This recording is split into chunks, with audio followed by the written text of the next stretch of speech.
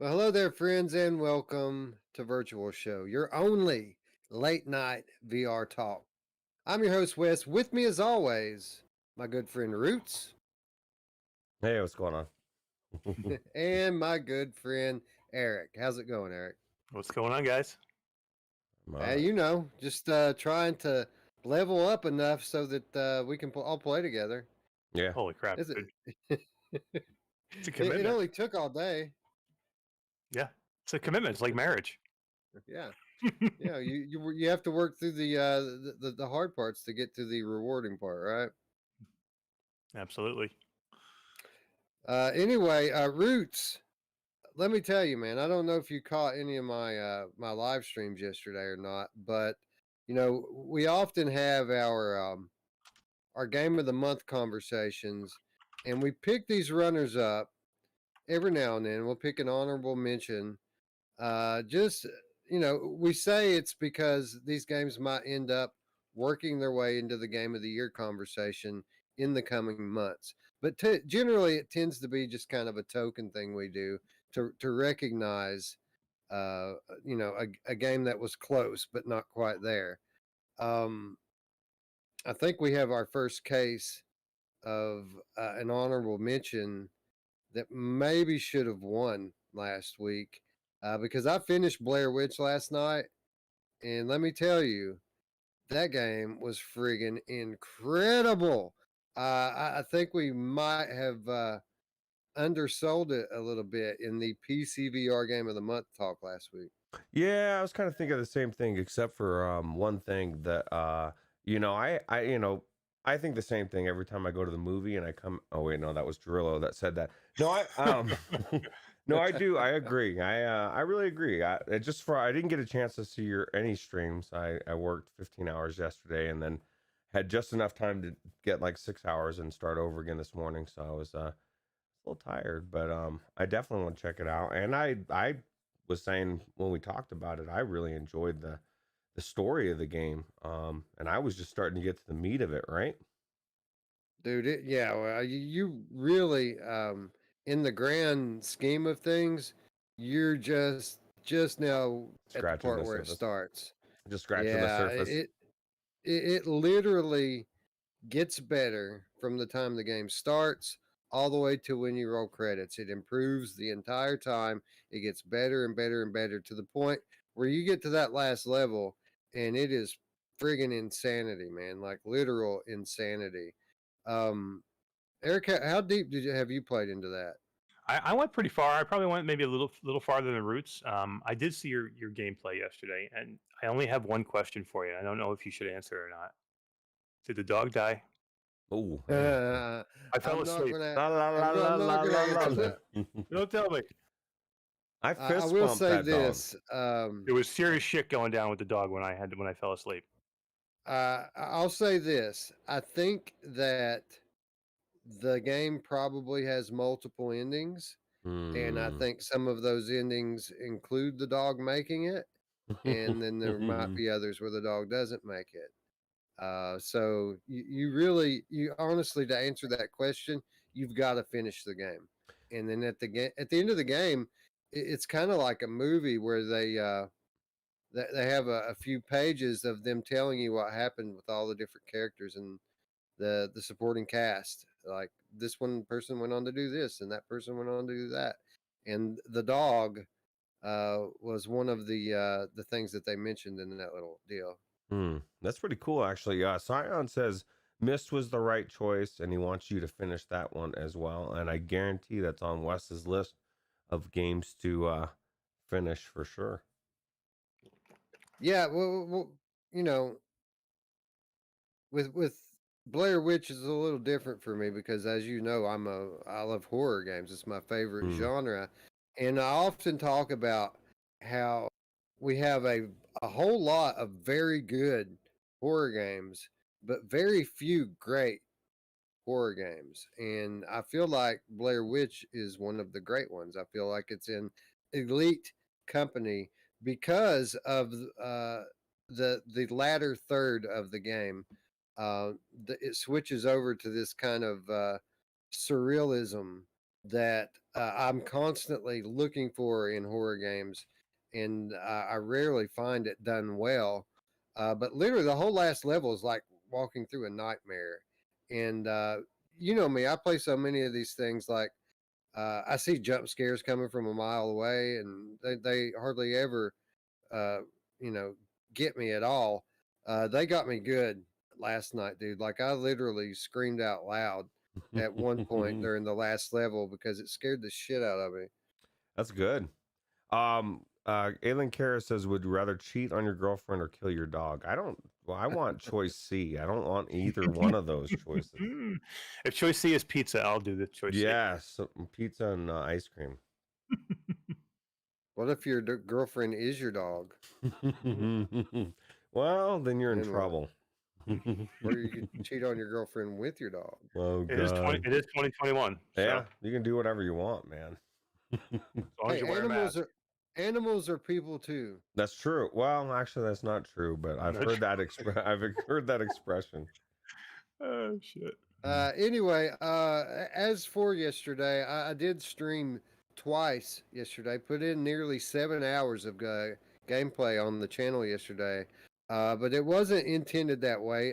When we got review access to our first discussion title today, Table of Tales, The Crooked Crown, Roots asked me, is there an embargo? Because this is one of his favorite games that that he played on PlayStation VR. He wanted to stream it. So I asked the developer, Tin Man Games, um, if there was an embargo, and they said yes, there is an embargo. It's embargoed until launch on Wednesday, which is today. It launched today, but they said, you know what? Go ahead and stream it. Which I thought was super cool. So if you're watching Tin Man Games, thank you for the review Seriously. access, and thank you for waiving the embargo to allow us to stream it. Now, when I got back to Roots, Roots' day had gone all to hell, and he had basically had to work a double shift at work and didn't have time to stream. But I didn't want to let the opportunity go by to stream something that as far as I know, no one else had the permission to stream it yesterday. So we did two live streams on Tuesday. That will not be a regular thing going forward. It was a special occasion, but I got to say, I had a blast doing it. That's really cool, man. And I even said, aside from the fact that I wanted to stream it myself, it probably was a little bit better with you doing it because it was fresh. It was something that first impression, and people love to see the game and then see your reaction to it as well, or at least hear your reaction. And so I thought it was kind of cool that you, and I definitely thank them for giving us that opportunity. I guess let's talk about the obvious right off the bat of how cool this game is, or at least how cool I think it is. What do you guys think about it? I think this Well, game's amazing, man. This game is awesome. Yeah, I got to say, I agree. I was surprised at just how much like it Demio that it actually plays. Like I knew they were both tabletop, games, but I didn't expect this one to have that same card playing mechanic where you move the little pieces quite as much as it did. I expected it to be a bit more animated than it was actually. Yeah, I mean, I thought it was so good. I messaged Wes earlier and I said, Wes, if this game had multiplayer, it's better than Demio. It's all it's Uh, missing. yeah, if it had multiplayer, I mean, it's certainly. Well, I mean, I guess we should say why, right? Because what really sets this apart from Demio, it isn't exactly the same game. And too, we need to state that Demio probably leans a little heavier into the tabletop gameplay mechanic of it. Demio is a little bit deeper in terms of gameplay. There's a lot more to the move set. There's a lot more to the dice rolls. It plays a little bit more like a tabletop game. Now, with that said, Table of Tales is leagues ahead when it comes to storytelling. It's a story-driven campaign, and if you had, co-op in it, it still wouldn't quite play like a tabletop versus game. It would just be a co-op story campaign, like anything else that you would see in VR. I feel like uh, you know, I find that personally to be more enjoyable for my taste. But I don't think everyone would agree. I think that some people would probably prefer Demio. It's going to vary from person to person. Demio is just so strategic, right? I mean, not that there's not strategy to this as well, but like you said, that does so well is the storytelling, and it's the narrator. It's like the whole time you feel like, and I guess I say the dungeon master, whatever you want to, I guess is more of an appropriate term, just really sets the mood. Very good voice acting. I mean, I just was really impressed with the Raven. How about you, Eric? Yeah, I mean, it was so good. I mean, you're so into the story right from the get go. You know that the way that they tell it with the narrator, it's like a little voice over your shoulder, right? And it just stays with you pretty much the whole game. It's just so well done. Um, it's just got more substance to it for me than Demio, and I love Demio. Trust me, it's in my top 5 Quest games right now. You know what I mean? So it's that good.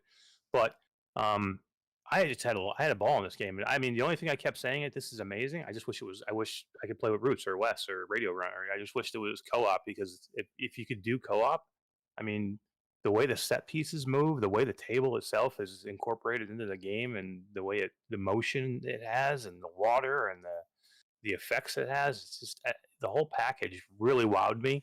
And I think that's the best game I played today, and I played a lot of games today, and this was the best one I played.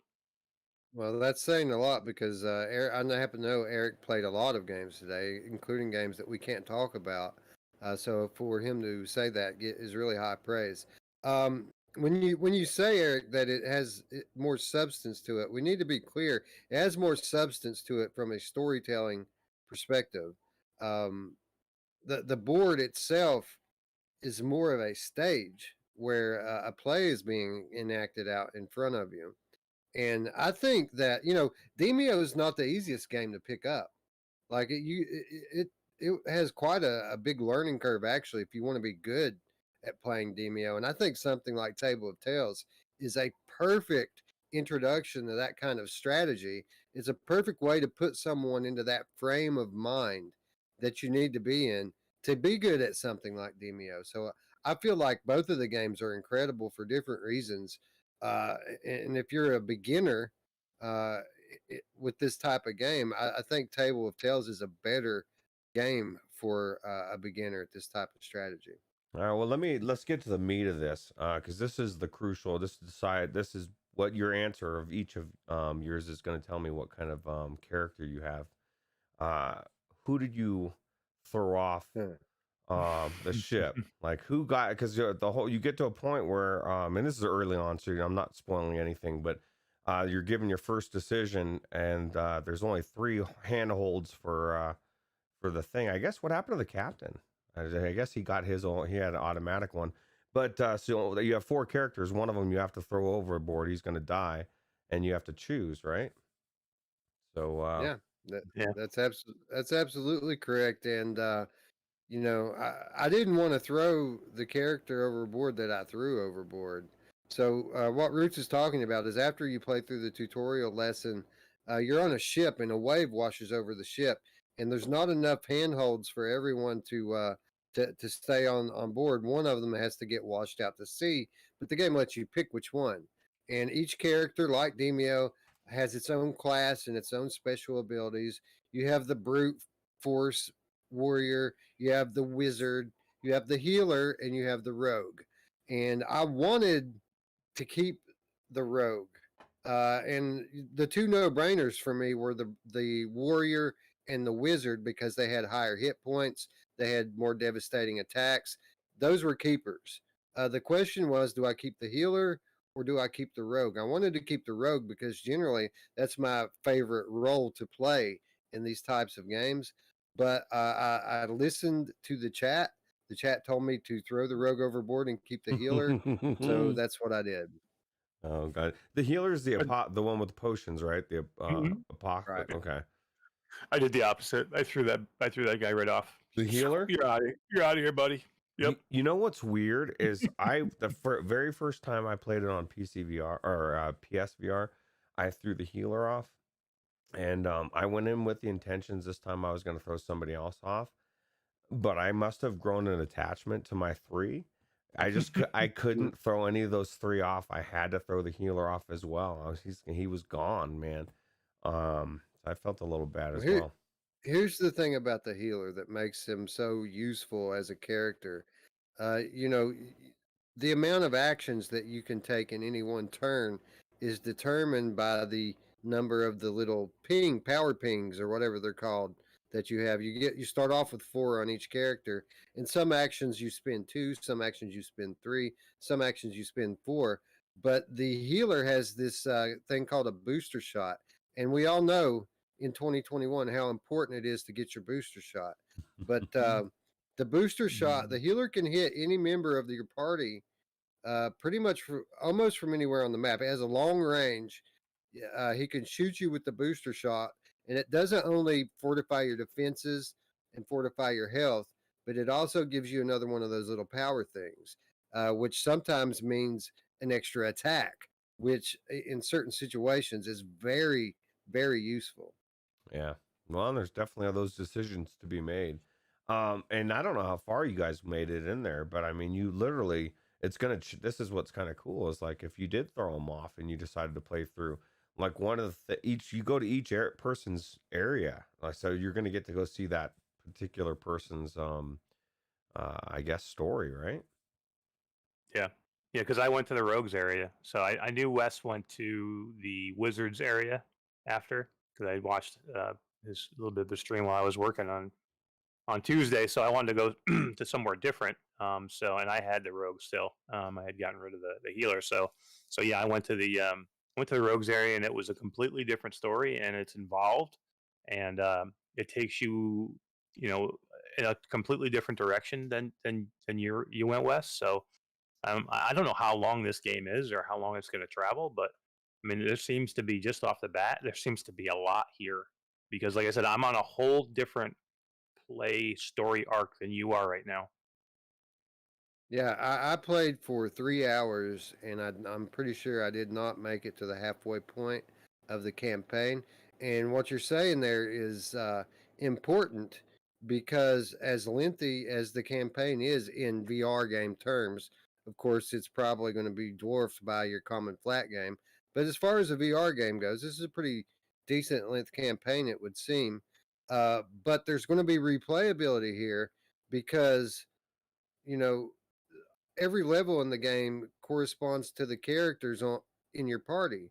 And at the beginning of the game, you throw one off. If you play the game again and you throw a different character off, you're going to have a whole new level to play through that you never got to see your first time playing through the game, which is, I think, an amazing, uh, feature and uncommon replayability with these kind of story-driven linear games. Well, were you shocked when you went into the game, Wes, and you saw PSVR controls in your hands?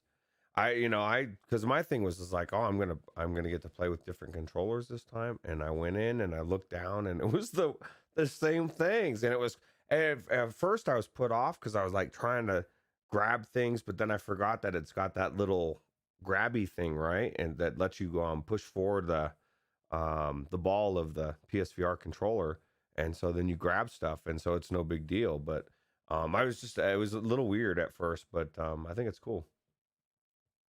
So is this my video that we're watching here? It is. I didn't know that it showed my chat window in the video. That's cool. Yeah, it shows. I think you can set it somehow to not, but I think it's kind of cool. Yeah, I'm Yeah. fine with leaving it in there. It never occurred to me that those were move controllers. I just thought it was like this wand thing. Eric, did that thought cross your mind at all that those were PS move controllers? Yeah, 2 seconds ago when Root said it. Right. That was the first time. I just figured there were ones, and I thought the little extension thing was amazing. I thought, I'm like, man, this is a great idea. It kind of like, because it doesn't have movement, say like Demio does, where you can drag yourself around the table. So they kind of like they made concessions with that, with having an extender that comes, that little orb at the end of the wand stretches out like another 12 inches or so.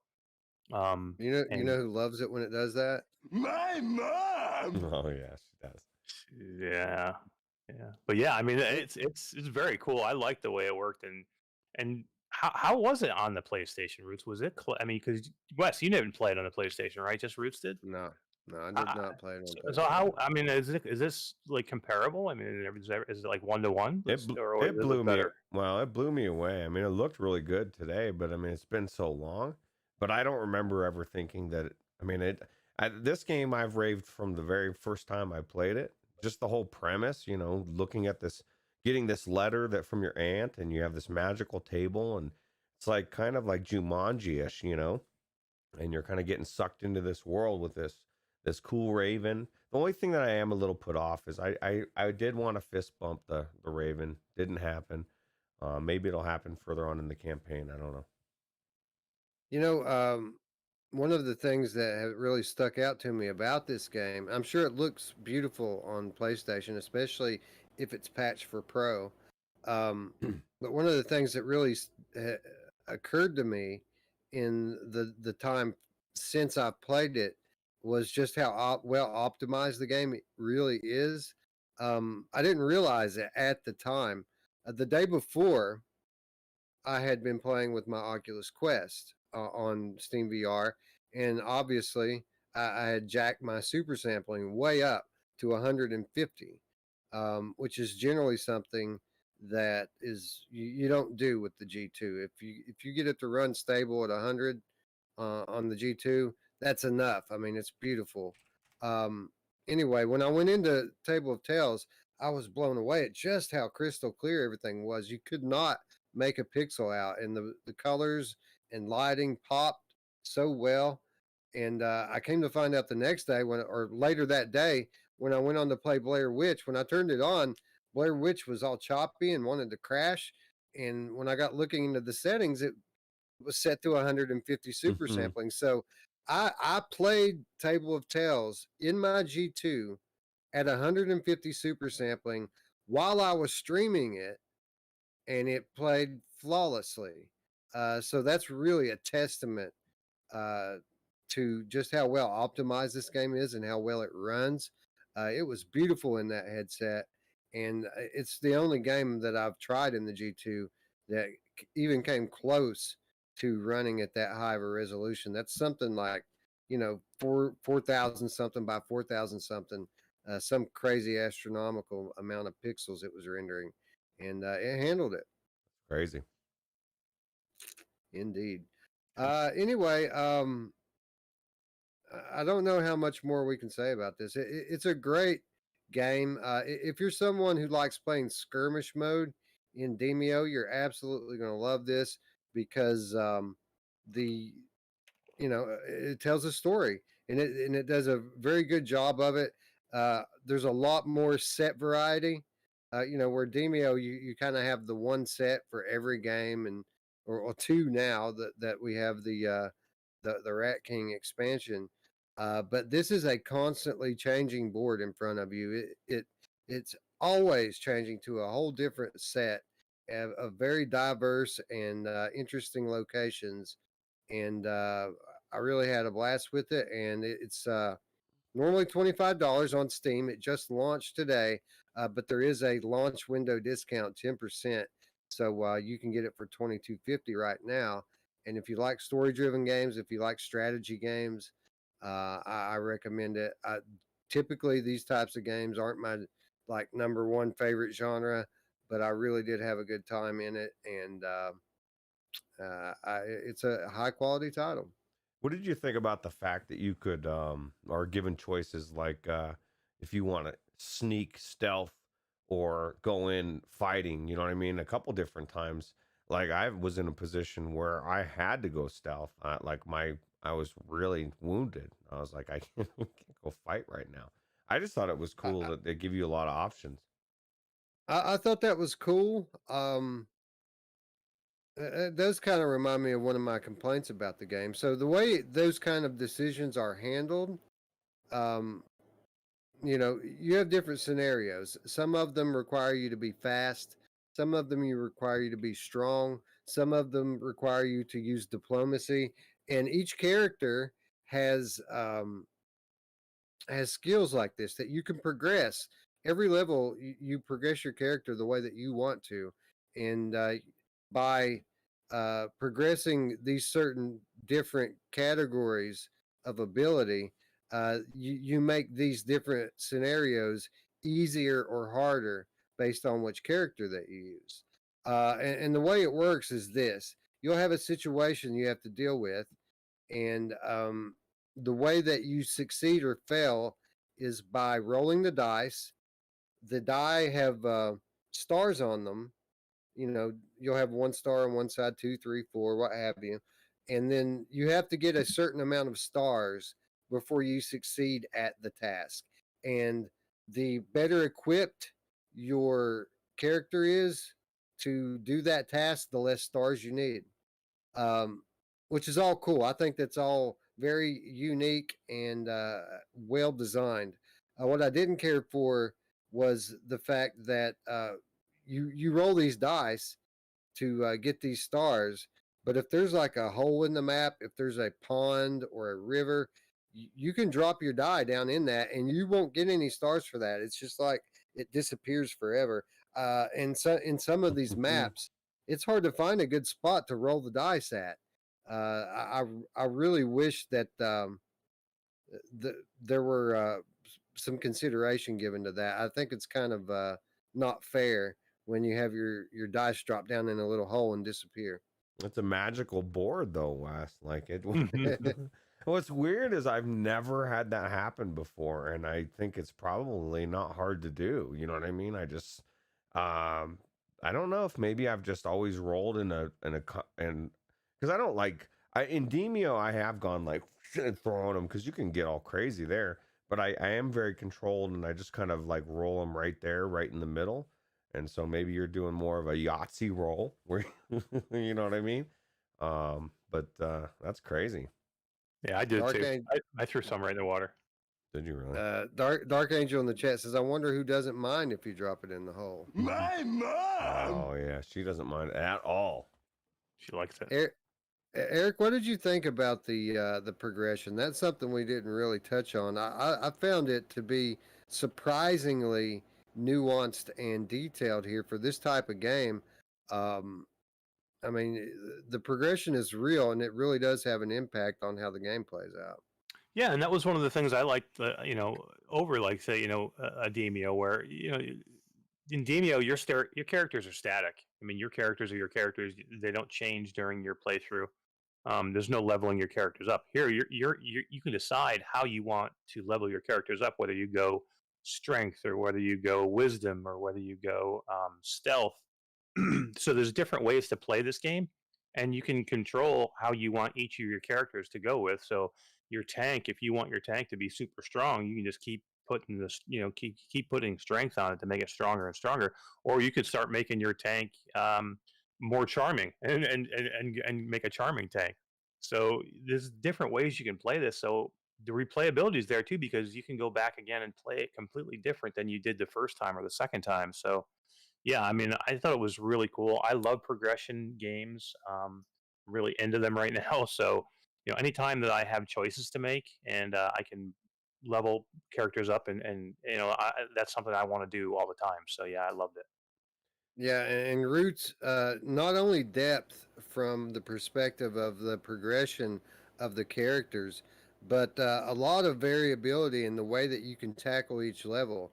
Like, for example, when I was on the sorceress level, as we were trying to escape, there were multiple paths we could take to leave the island.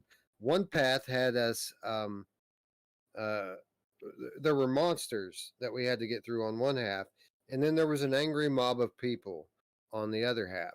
And the way that I chose to go was through the monsters because they weren't the most difficult to defeat. A couple of hits normally would kill one, but when you get to the end of it, there was one of your allies, and if you could convince him to help you, he could convince the monsters to leave you alone.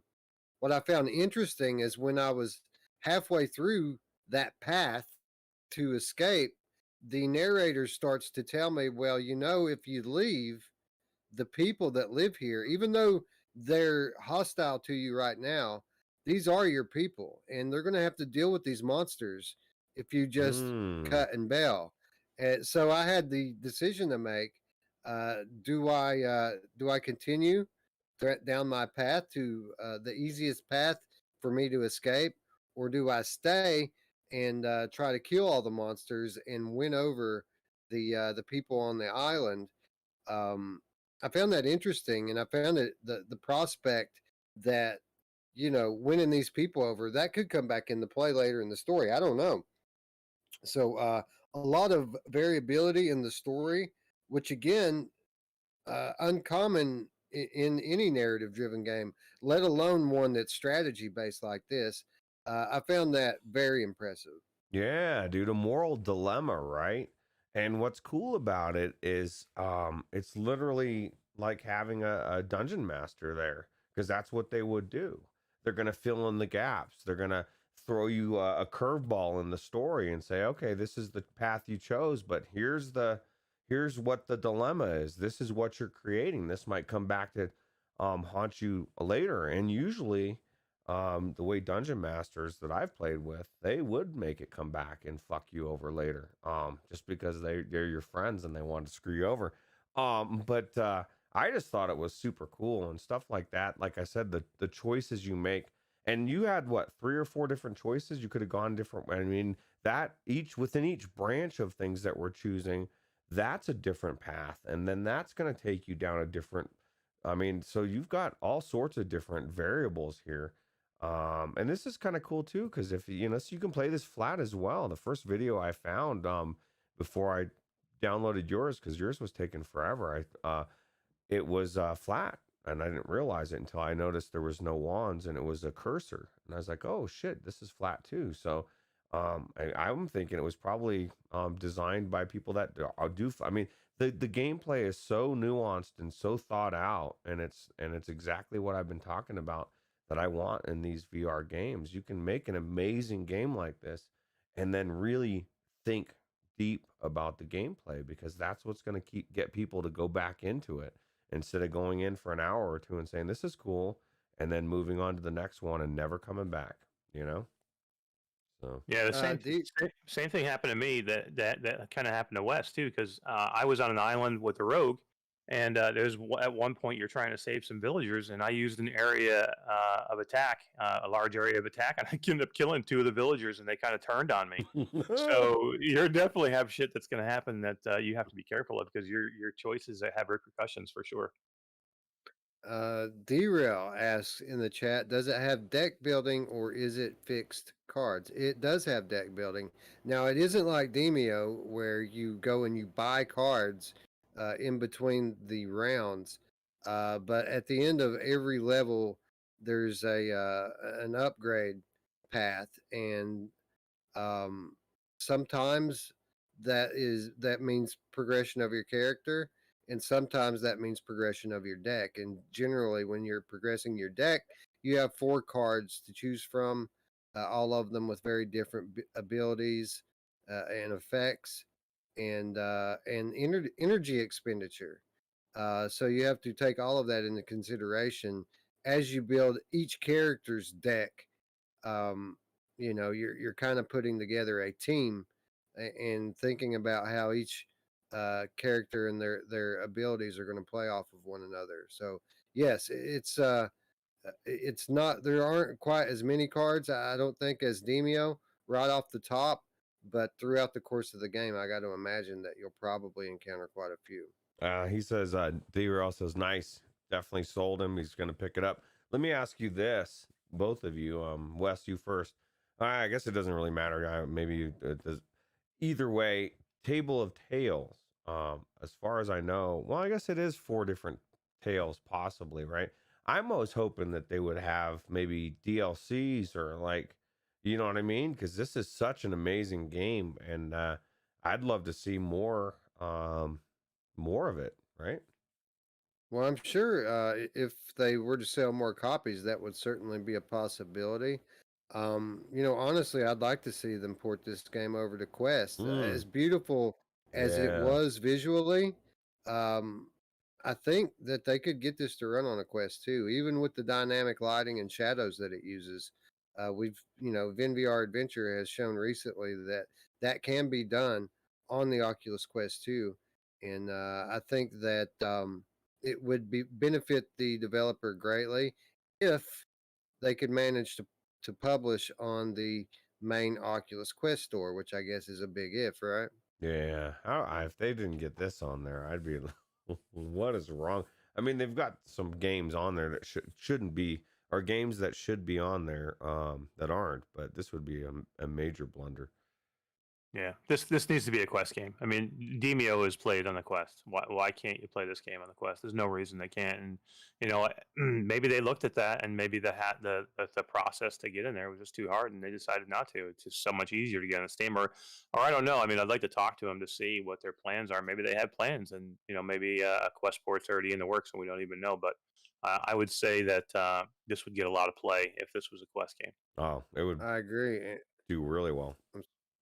Yeah, and the fact that Quest is on there might be I'm sorry, that Demio is on there would be the reason that they wouldn't put this on here, because I know in some other situations they don't like to saturate a genre with more than one title to the point of, at one point they had VR carts on the Quest, but they didn't have like touring carts, which was like 10 times better. So yeah, it gets a little weird there sometimes.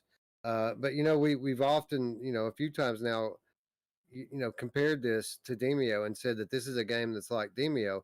I guess we should point out that it's more accurate to say that Demio is a game like this, because this game came out in 2018 on PlayStation VR.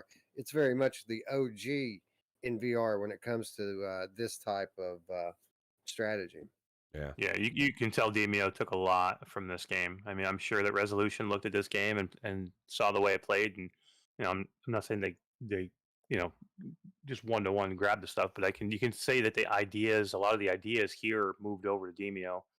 Resolution just did an amazing job on that game, but yeah, you can just see when you're playing this, you can say, wow, yeah, that looks familiar. That I can see where they might have looked at this and grabbed it and moved it over.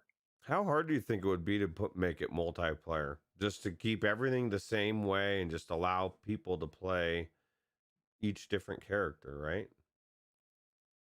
It might be a bit of work at this point. Now that this is a finished game, solidified for years at this point. But what might be a possibility is a multiplayer DLC or a multiplayer sequel at this point. And either of those could be in the works, to be quite honest. It seems that I might have some questions that I need to take to the developer. Yeah. Well, for sure. I'll tell you what, the developer, I'm telling you right now, your game is awesome. You nailed it, and I was blown away on the PlayStation VR. I was blown away again today, and I think I might actually pick this one up, Wes. Like I want it in my library, even though I have access to it through the show copy. I want the actual game in my library, and I don't mind giving them the money because it's that good of a game.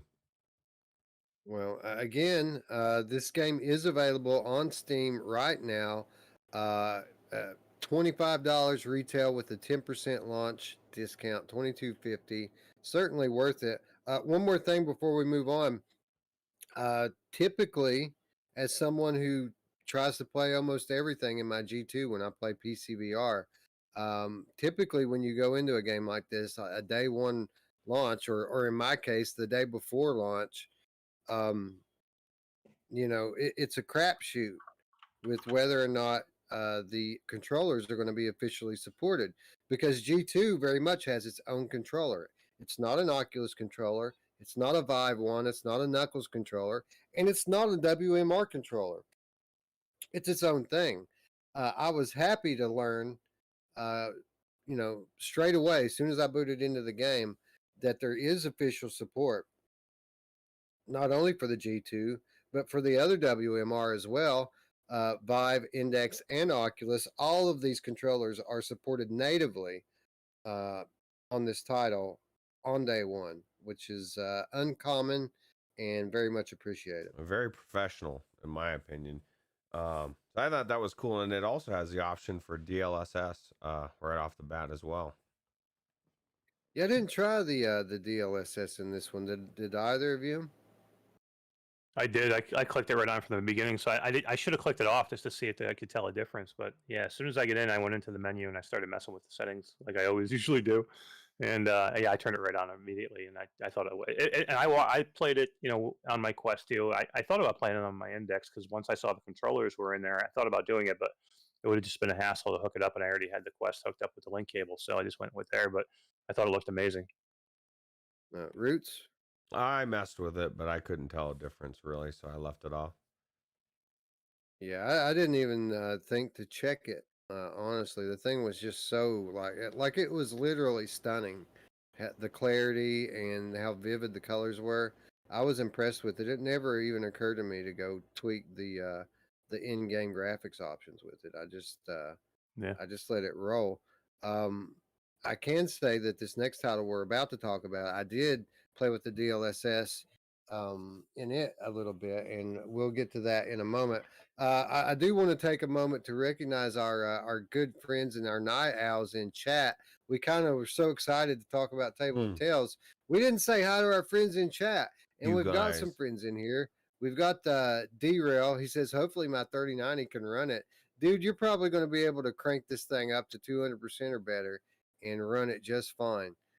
So, yeah, no doubt it'll run well. Island Kara is in the chat and says, looking forward to Deca Gear, HMD, and controllers, not to mention the move trackers. Yeah, there's lots of new hardware from these upstart companies coming to VR right now. It's incredible just how much new stuff we have coming out over the next year. Yeah, I got one. I got one right here. Oh, how about that? So still in the plastic. I haven't taken it out of the box yet. You're gonna have to report back on that one for us. Let us know how it does. I will. He sent us ours. Ours are on the way. It's coming. It's coming. Ray Delator says, I just didn't like the voice narration. I felt like it was watching one of my daughter's early morning TV shows. Well, let me say this.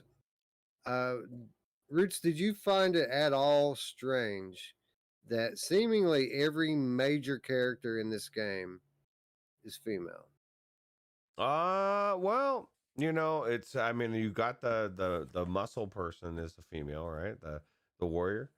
I didn't think that was strange, but I did notice the Raven is a girl. I thought what was cool about the Raven is like it wasn't like somebody reading a story or narrating a story. Like they actually changed the voice per character, like, you know what I mean, in a comical way. I question your soul, Ray Delator. What about you, Eric? Any put off by that at all? No, and Ray Delator, how dare you? Yeah. That narrator was amazing. Come on, man. Oh, wait, that's the wrong one. How dare It's you? been a long time since we've hit those buttons. Yeah, it deserves to come on, man. Anyway, Yeah, that's true. That was great. I thought the narration was fantastic. The voice, whoever was that, did that. I thought they were great. I mean, they acted out almost every voice. That was so cool. Well, I personally think they should have gotten Morgan Freeman. But if you're not going to be able to do that, maybe he's busy. I think that the narrator did a fine job. You get Morgan Freeman, and the game is now $35 instead of $25. I'd pay it. Yeah, well, I'll tell you what, it would be a good Raven. I love the Raven, and my only thing is I wanted to fist bump the Raven, and just didn't happen. Gamertag joining the chat. Good morning, GT. Thanks for joining. Mash Daddy, you're in the chat. Mash Daddy. Zayla Maru is in the chat. Says, that they might have a problem with 2 strategy games being on the Quest store, but multiple first-person shooters, that's just fine. Right. Let's see who else is up here. We have Dark Angel. I think we already said hello to Dark Angel. Scion is in the chat, as is Jarillo. I saw up there somewhere. and Technoglitch, Traveling Man 3775, Keith Valdez. Nice little late night crew filling out the chat. So thanks for hanging out at this late hour. We really appreciate it. Anyway, wow, man, it says we've been at this almost an hour just talking about this one game. So that should give you some idea of what we thought about it. It was surprisingly deep and fun to play. Yeah. So you're gonna see yourself finishing it? Sure, yeah, and it'll be on stream like everything else that I've finished, and it might be a while before I get back to it. There's such a backlog that I want to get into before October gets here, and I'm going full tilt horror when October gets here, and I can't wait. I've been thinking about it like every day for the past month. What I'm going to do when October gets around. I've been meaning to ask you guys: are you guys going to get in on this fun at all, or are we going to make it a channel wide horror fest for October?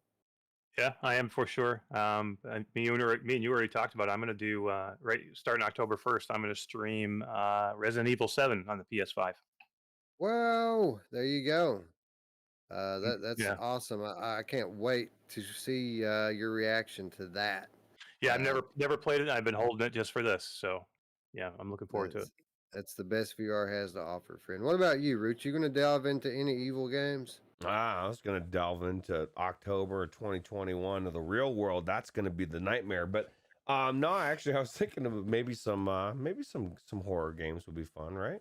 I'd love to play Rush of Blood, but I don't have a PlayStation VR and I don't see myself getting one. Well, you said maybe in March they'll be coming out, so the second one, then I'll get one. I think it would be cool if we tried, between the three of us to just stream as much as we possibly can horror games on the channel.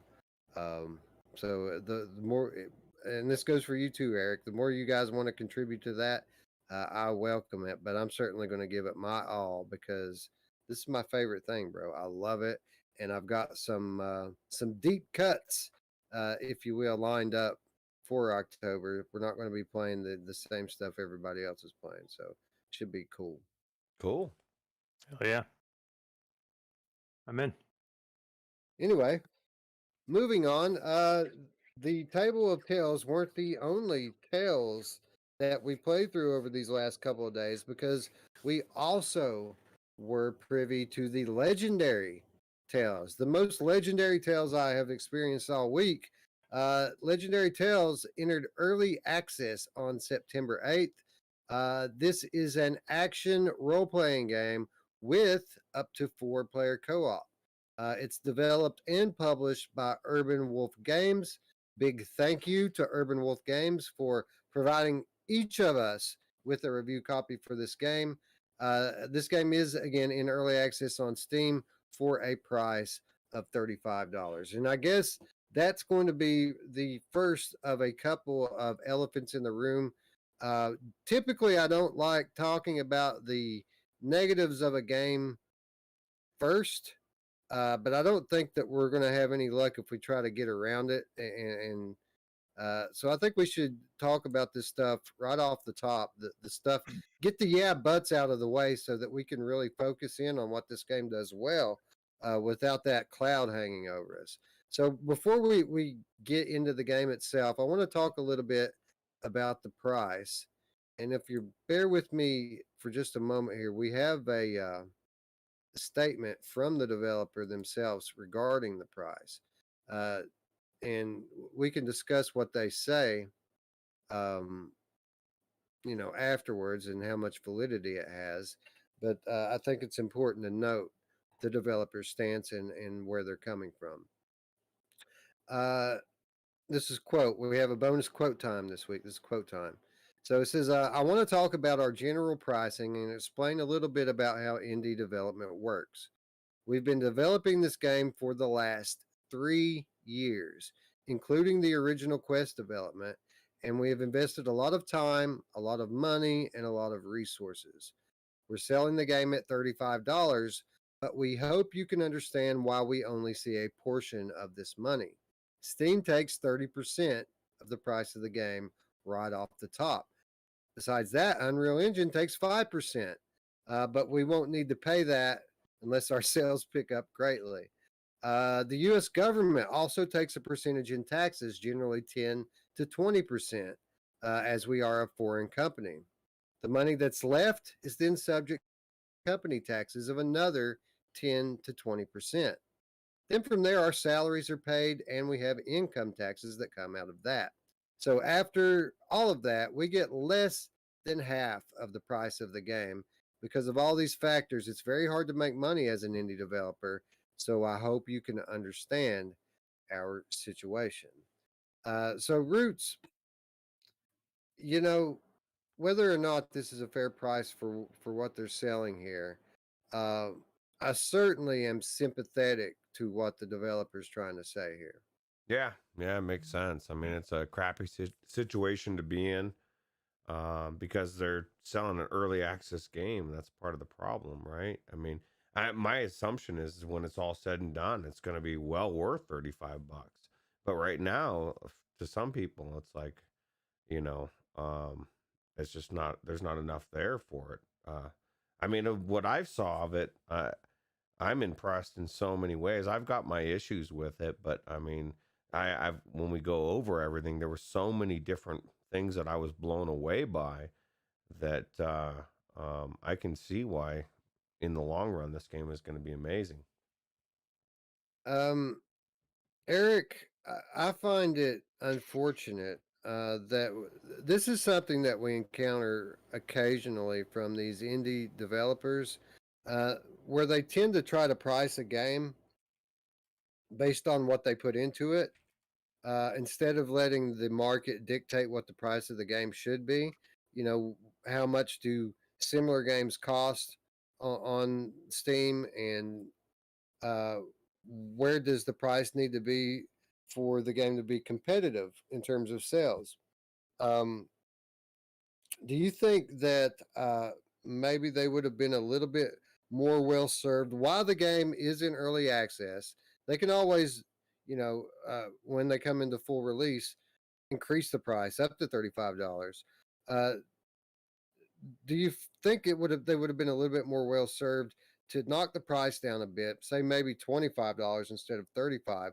And while they're taking that $10 less for each copy they sell, I think there's a lot more potential here to sell a whole lot more copies if people don't have that negative taste in their mouth as soon as they click on the game and see that price tag.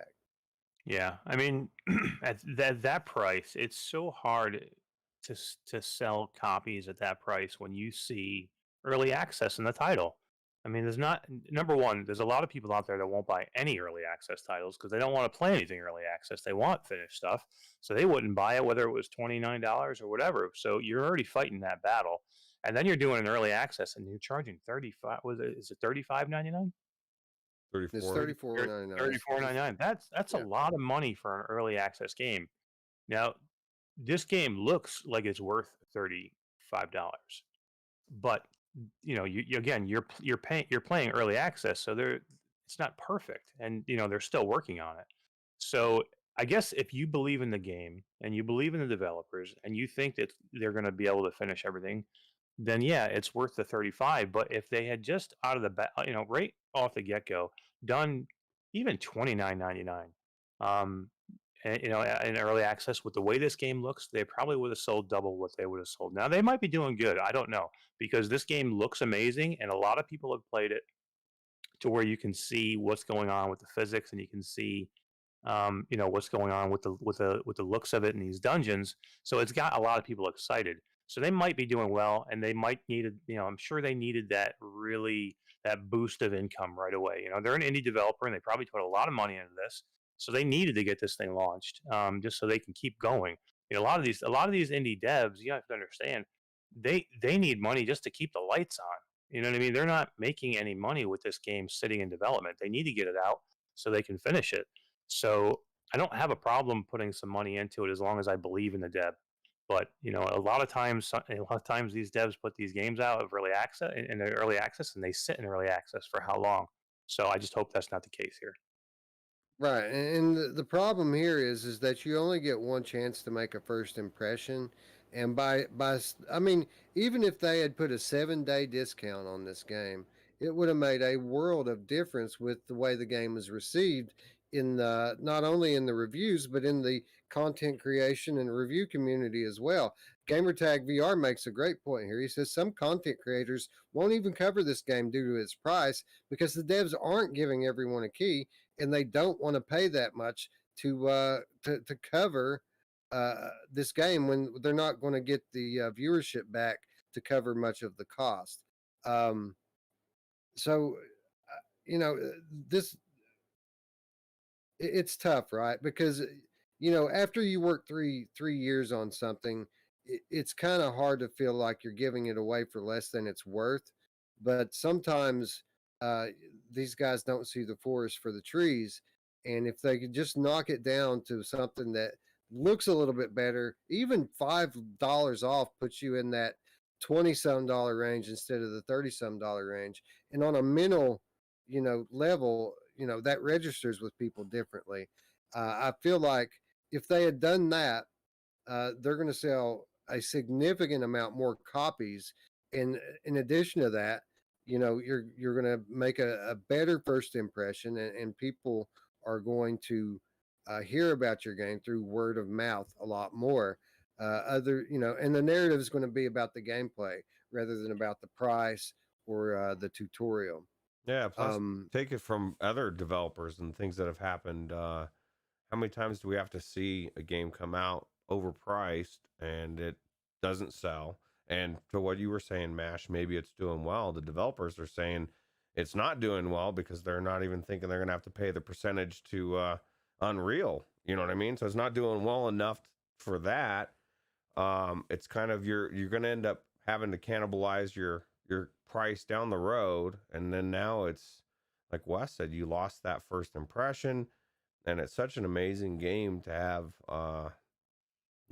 get thrown under the bus in that fashion. I just sucks.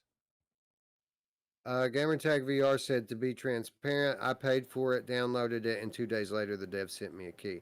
So yeah, we mentioned it at the top. We did receive review keys for this. It did take a little bit of work. So shout out Nick Quinn for the amazing work that he's doing for us. But we did get review copies for this game. And to what he was saying a moment ago, to what GT was saying, if we hadn't got keys for this game, we would not be talking about it today, hands down. Yep. We have so many other games that we need to get to and cover. I'm not going to be paying $20 for most games, let alone 35 to cover stuff when I've already got a laundry list of stuff to, other games to cover. Yeah, absolutely. Yep. But, my advice to any smaller developers out there that are in this situation, you want obviously to be compensated for your work, but the market is what it is, and the market's always going to dictate the value of something, not what you put into it. So when you look at the market and you see companies like Fast Travel Games putting out Wraith the Oblivion for what was Wraith? It was $30, and then you have a game like Sniper Elite, which is like a borderline AAA game from Rebellion Games. Again, $30 for that one. And you're going to come out here with an early access title for 35. It better be great. Because I can tell you, it doesn't happen often, but we've seen other games like this. Dement comes to mind. Dement is a fairly solid VR horror game that's in early access, much like this, and was in development for years, much like this. And the developer priced the game based on what he had put into it rather than let the market dictate the value of it. And Dement came with a $40 price tag. The argument was that when the game is finished, it's going to have so much content that it would be crazy to sell it for less than $40. Well, I would argue that here we are, 2 years later, the game still doesn't have all that content that was promised, and nobody knows anything about Dement because people immediately nope out at that $40 price tag. Yeah, because I mean, there's not really many games in VR that are that expensive, and all the ones that are the really best of the best, and you're going up against all of those, right? So Yeah, yeah, and GT makes a good point. Space Junkies. Space Junkies is another game that priced itself out of the basically out of the market because nobody's playing it anymore. And that game's amazing. I love that game, and just nobody plays it because what did it launch at $40 or something like that? Yeah, Space Junkies launched at $40. It was a great AAA, one of the first ever multiplayer shooters in VR on the AAA level, where you can team up with your friends and take on other squads. It was a great game, and it launched at $40. And at that time, $20 was an expensive VR game. So for a game to come out at $40 was just considered to be massively overpriced. Everyone got this terrible taste in their mouth because of that. So, a few months later, when Ubisoft dropped the price down, nobody cared anymore. Like the first impression had already been made at that point, and it got to the point where they were literally before they shut the servers down for that game, they were trying to give copies of it away. They were trying to give copies of it away, and nobody wanted it. Nobody wanted to play. Nobody cared anymore, and it was all because of that initial decision to price the game at $40. yeah, so weird, right? Yeah, and again, with a game like Legendary Tales, that's in early access, and I do believe them when they say that all of this amazing stuff is coming. I think if they'd price this at like $25, $29 as a temporary early access price point, and then when they add all this other stuff, then raise the price up after everybody knows about your game and everybody wants it, then raise the price. I think it would have been a lot more profitable, and they would have sold a lot more copies of it. Yeah. But anyway, when I say that I believe that this game is going to have amazing things coming to it down the road, there's a reason for that. And the reason is there's amazing stuff in Legendary Tales right now. Roots, you always say that you've been playing more and more flat games because there aren't very many games in VR with proper depth and progression. And when we saw the first promo for Legendary Tales, we speculated that one of the problems with this game could potentially be that it's very shallow. It looks like basically going to the same room over and over again and killing the same enemy over and over again, and there's no progression and no depth. Now, while it is true to an extent that the enemies and environments are a bit samey, I'm happy to say that the speculation on this game couldn't be further from the truth. Not only does this game have depth, it has uncommon depth for a VR game in the progression, and it's almost overwhelming, isn't it? Just how detailed and nuanced the progression system of this game is. Yeah, you can progress just about everything, right? The weapons, the your level in general. You got your dexterity and life and all the stats that you would know in a I guess like a Dungeons and Dragon type of game, right? What I thought was really the most impressive was the dexterity and just the how as you're increasing your dexterity, it just makes you less clunky, right? Because when you're first walking around, you're making a lot of noise. Try to sneak up on some of these enemies, and you can't because you're just really loud. And so I thought that was kind of cool that you can actually um, skill yourself out of that. And that's just one aspect of one skill, right? And what that goes towards, and you can pretty much build all of them, right? So Yeah, there's like 6 or 8 different aspects to your character that you can progress. There's dexterity, there's strength and wisdom, and I mean there's all kinds of different categories, and they all have their uh, you know special use cases in game. I really did like the dexterity one though, because again I like to play as kind of a rogue, and stealth gameplay, gaining an advantage from being stealthy.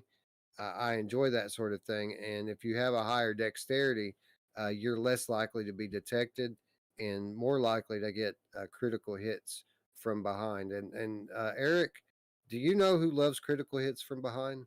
My mom! She's so dirty. She loves a Yes. critical hit. No, but almost overwhelming, right, Eric? The just how detailed the character progression and weapon progression in this game is. Yeah, I mean, this is everything in here. I mean, you have character progression, you have weapon progression, you have armor progression, and then you have different points of armor. So it's not like you're just grabbing armor and then you have the armor on. You have greaves, you have helmets, you have bracers. So you have different things that you can put on your body, and you can increase every one of them. So I mean, it's daunting the amount of stuff in here. It truly is deep. I mean, there's just so much here. Um, that and the amount of weapons too. I was shocked. I mean, it's like I've probably seen 25 or 30 different weapons already, and I'm finding more new ones every time I go in. So, I mean, I think there's got to be hundreds of different weapons in here, probably. Between axes and maces and swords and finding different ones and ways to level them and then different ways you can play your character. And like me and you kind of play opposite. I'm not real stealthy. I went more like tank. You know what I mean? So I was going all strength. I want to get to the point where I can like have a broadsword and not have to not have a two handed. I want a one handed broadsword and chop these things head off. So yeah, I'm just going all strength pretty much with everything. So it's cool that you can play these games different ways. Did you see that you could actually have multiple characters going at one time? So you can actually just split back and forth. So I made like three different characters. I had one as a ranged character with where I was trying to attack as much as I can with the bow, because you level your archery up much faster the more you use it. And then I had one where I was just doing melee, and I was trying to level my strength up. And I had one that was magic. So yeah, it's truly is deep. There's so many branching elements there, and I can see why they would eventually charge this price for the game if it's all there. But again, it's just a little early. But yeah, there's a lot here. Yeah, hundreds of weapons, I think, is accurate. I mean, it's not just weapons; it's armor, it's shields, it's so many different items and weapons that you can find. It's almost Skyrim esque. There's so much loot in this game, and for me, after a bit of a tedious learning process, uh, maybe at the very beginning of the first level, I was a bit underwhelmed, but it was after you really get into the game, after you go to the village and you really start dungeon crawling in this thing. That's when the looting kicked in, and for me, that was half the fun was the looting in this game, because not only do you get items when you defeat enemies, but I mean there are boxes and crates and jars everywhere for you to break open, and there's tons of loot everywhere, and even with stuff that you can't use. Half the stuff I found, my level wasn't high enough for me to even use it yet. But almost anything that you can find, you can take back to the village and sell for gold to buy weapons and magic that you can use. So I thought that the weapons and looting system was probably my favorite part of the game, honestly. Yeah, they give you a ton of loot, right? There's the loot everywhere, which is great. Yeah. Um, How I'm cool? sorry. Go ahead, Rich. How cool was the that opening thing when you walked into the cathedral, right? You can see the moon through the window, and I was like, oh man, I wish I was outside. And then when I got through the thing and I got outside and I was like to the village, I was like, oh shit, dude, there it is, right? I was blown away by the visuals of a lot of this game, and I just couldn't believe how good that looked. Yeah, it was highly detailed, visually and from an audio standpoint. Like, and I'm not really just talking about the directional audio with the enemies and stuff, but the soundtrack. I mean, it wasn't a lot of variety, but the music that they had, I thought sounded really cool and really fit and did a good job of setting the mood. But what you're saying is true. It's very highly detailed, typical high quality PCVR game. It reminded me a lot in the way it looked. Reminded me a lot of that Rogan Thief in the Castle. You remember that one, Roots? Yeah, that was pretty cool actually. You know what this game has that that game didn't have. This one has amazing AI. Like, I couldn't believe when I got surrounded by like 4 or 5 skeletons, dude.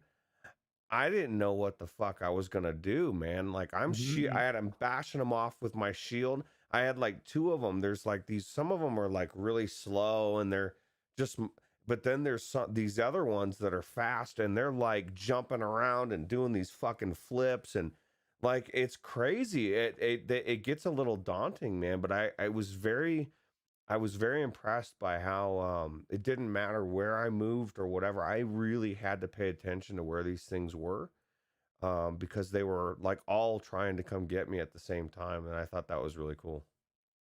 Yeah, it gets hectic really quickly when you get into a group of enemies. And, some of your maybe go-to moves from Gen 1 VR don't work so well here. And that's something else I want to point out is the way that this game deals with waggle is different than some of the other Gen 2 VR titles that have eliminated waggle. Like most games, the Gen 2 VR melee games, the way they've dealt with waggle is by making counterattacking a must. Like most Gen 2 melee games won't allow you to land a blow unless you block one first. This game did not take that approach.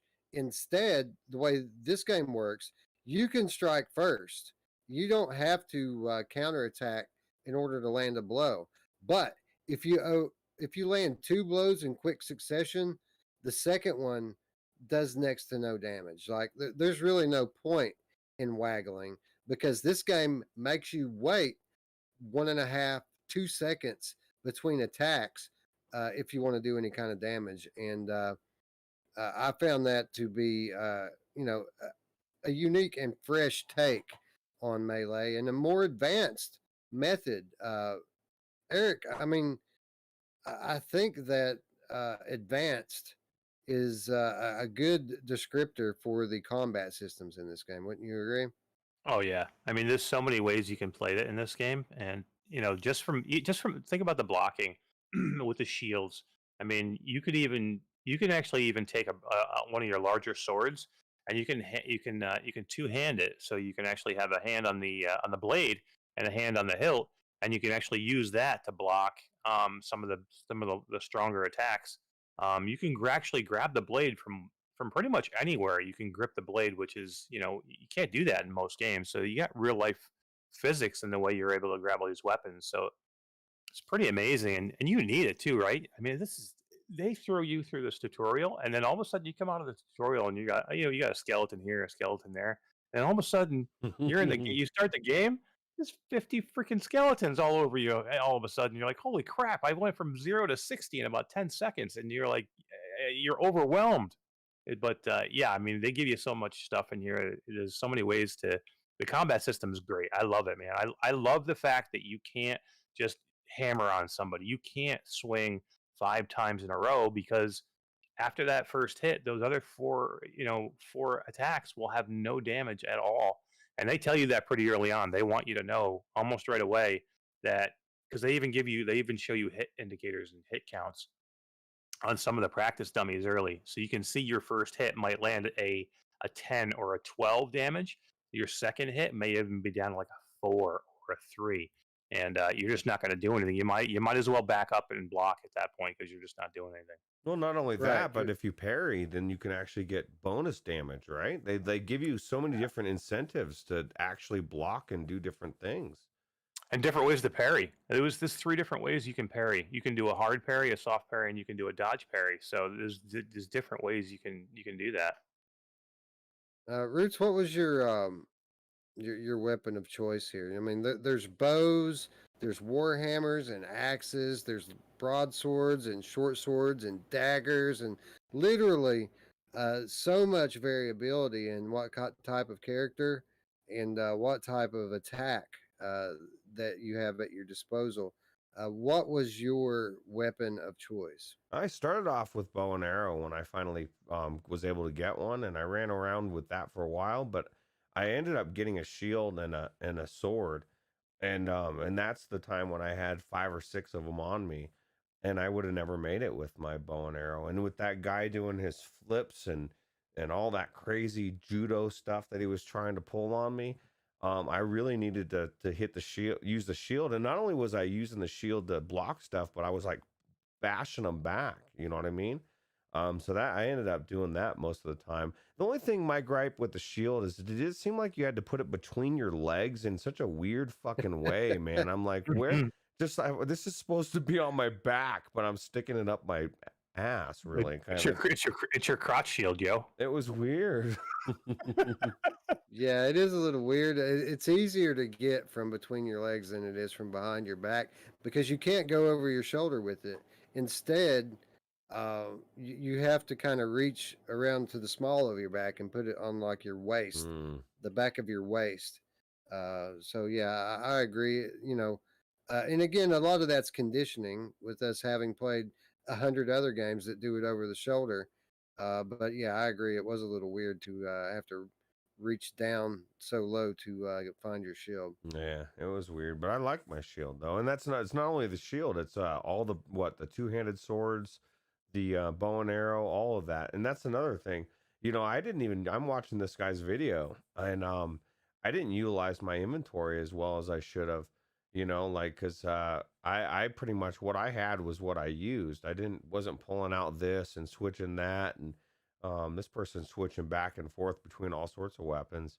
But I found sometimes I was having trouble opening menus or grabbing things or stuff. But I guess I'm assuming that's the early access stuff that they're will kind of iron out as things go. But I don't know if you guys ran into the same thing or not.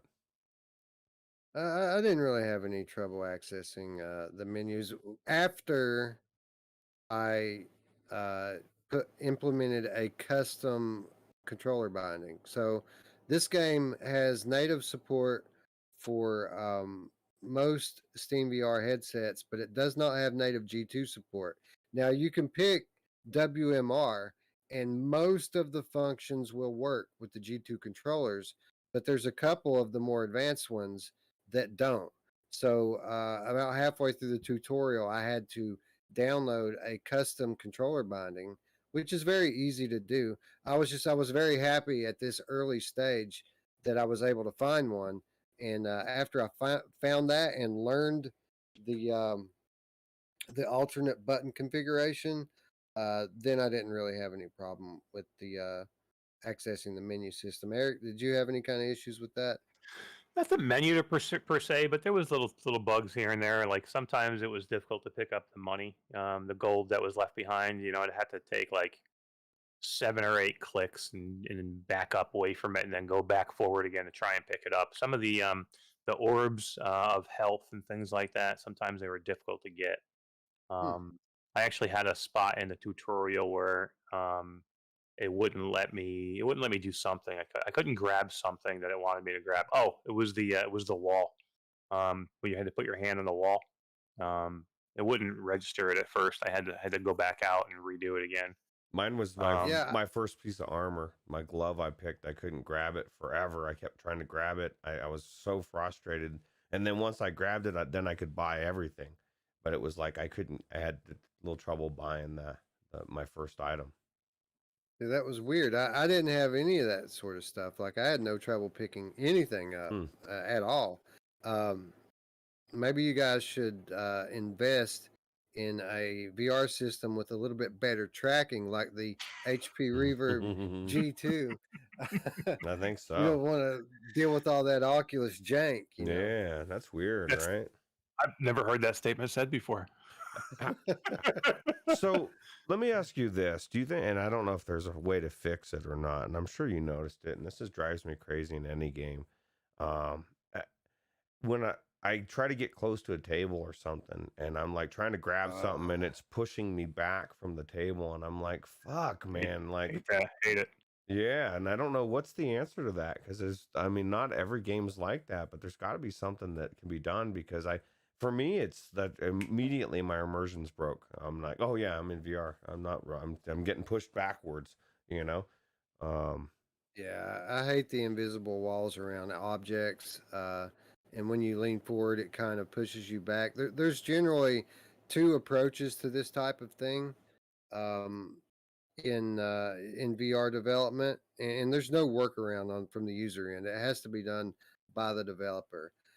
Typically, um, you'll have this type of thing, which is less common, but it's very immersion breaking. Like you say, I hate it as well.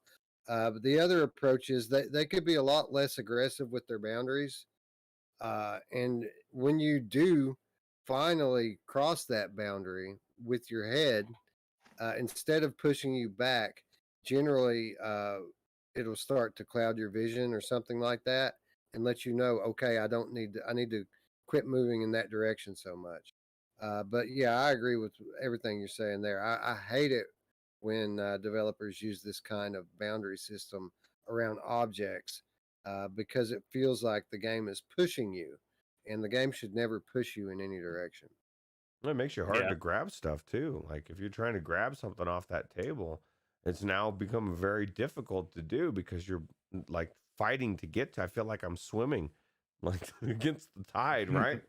So Do you guys have any trouble opening chests? Like the way the chests work, there are these two handles, and you have to use both handles to open the chest, but they're spaced apart at exactly the same distance as your waist holsters. So what you're saying is true. You go to bend over it, and it kind of pushes you back a little bit, and it puts your hands right where your holsters are. So half the time when I was trying to open up a chest, I would just grab my weapons and the chest wouldn't even be affected by it. Either of you experienced that? I did, and it was my shield too. Sometime or my when I was trying to grab or my bow, I'd grab the end up grabbing the dagger a couple times. I'm like, God dang it, I'm not trying to grab that, Yeah, I had it happen with my shield. I had him grabbing my crotch a lot. The shield was in my crotch. You know who else loves to grab your crotch? My mom! I'm just slow pitching them in there for you.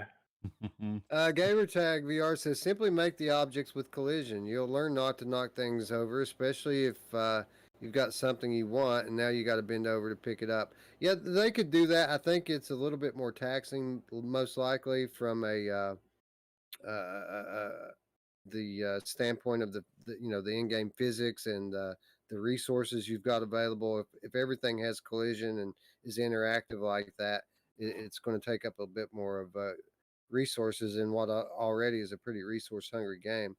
But one thing I really did appreciate about this, like we're getting a lot of these games now, right? We got Everslot, we got Hellsweeper, and as awesome as those games were and fun, um, I can stick my hand through the wall in Everslot. If I hit something with my sword, there's no clank in Everslot. They've got that locked down in this game. You can tell they put a lot of time into the physics, especially when it comes to the way your weapons interact with the environment. Yeah. And I'm sorry, Ruth, you're right, Wes. This market is going to get filled up real quick because there is Hellsweeper, there is Shadowgate, which is very very similar. That's coming out in October, and that's maybe a little more magic, but it's the same type, and that looks amazing. And then you've also got Warhammer coming, Age of Sigmar Tempestfall, which looks to have the same exact physics as this. So this market is going to get very full very fast, and you have to be perfect, especially if you're $35. So, yeah, I mean, I can see why maybe they launched it now. They can think about it. Think about all the games that are coming from all the bigger studios.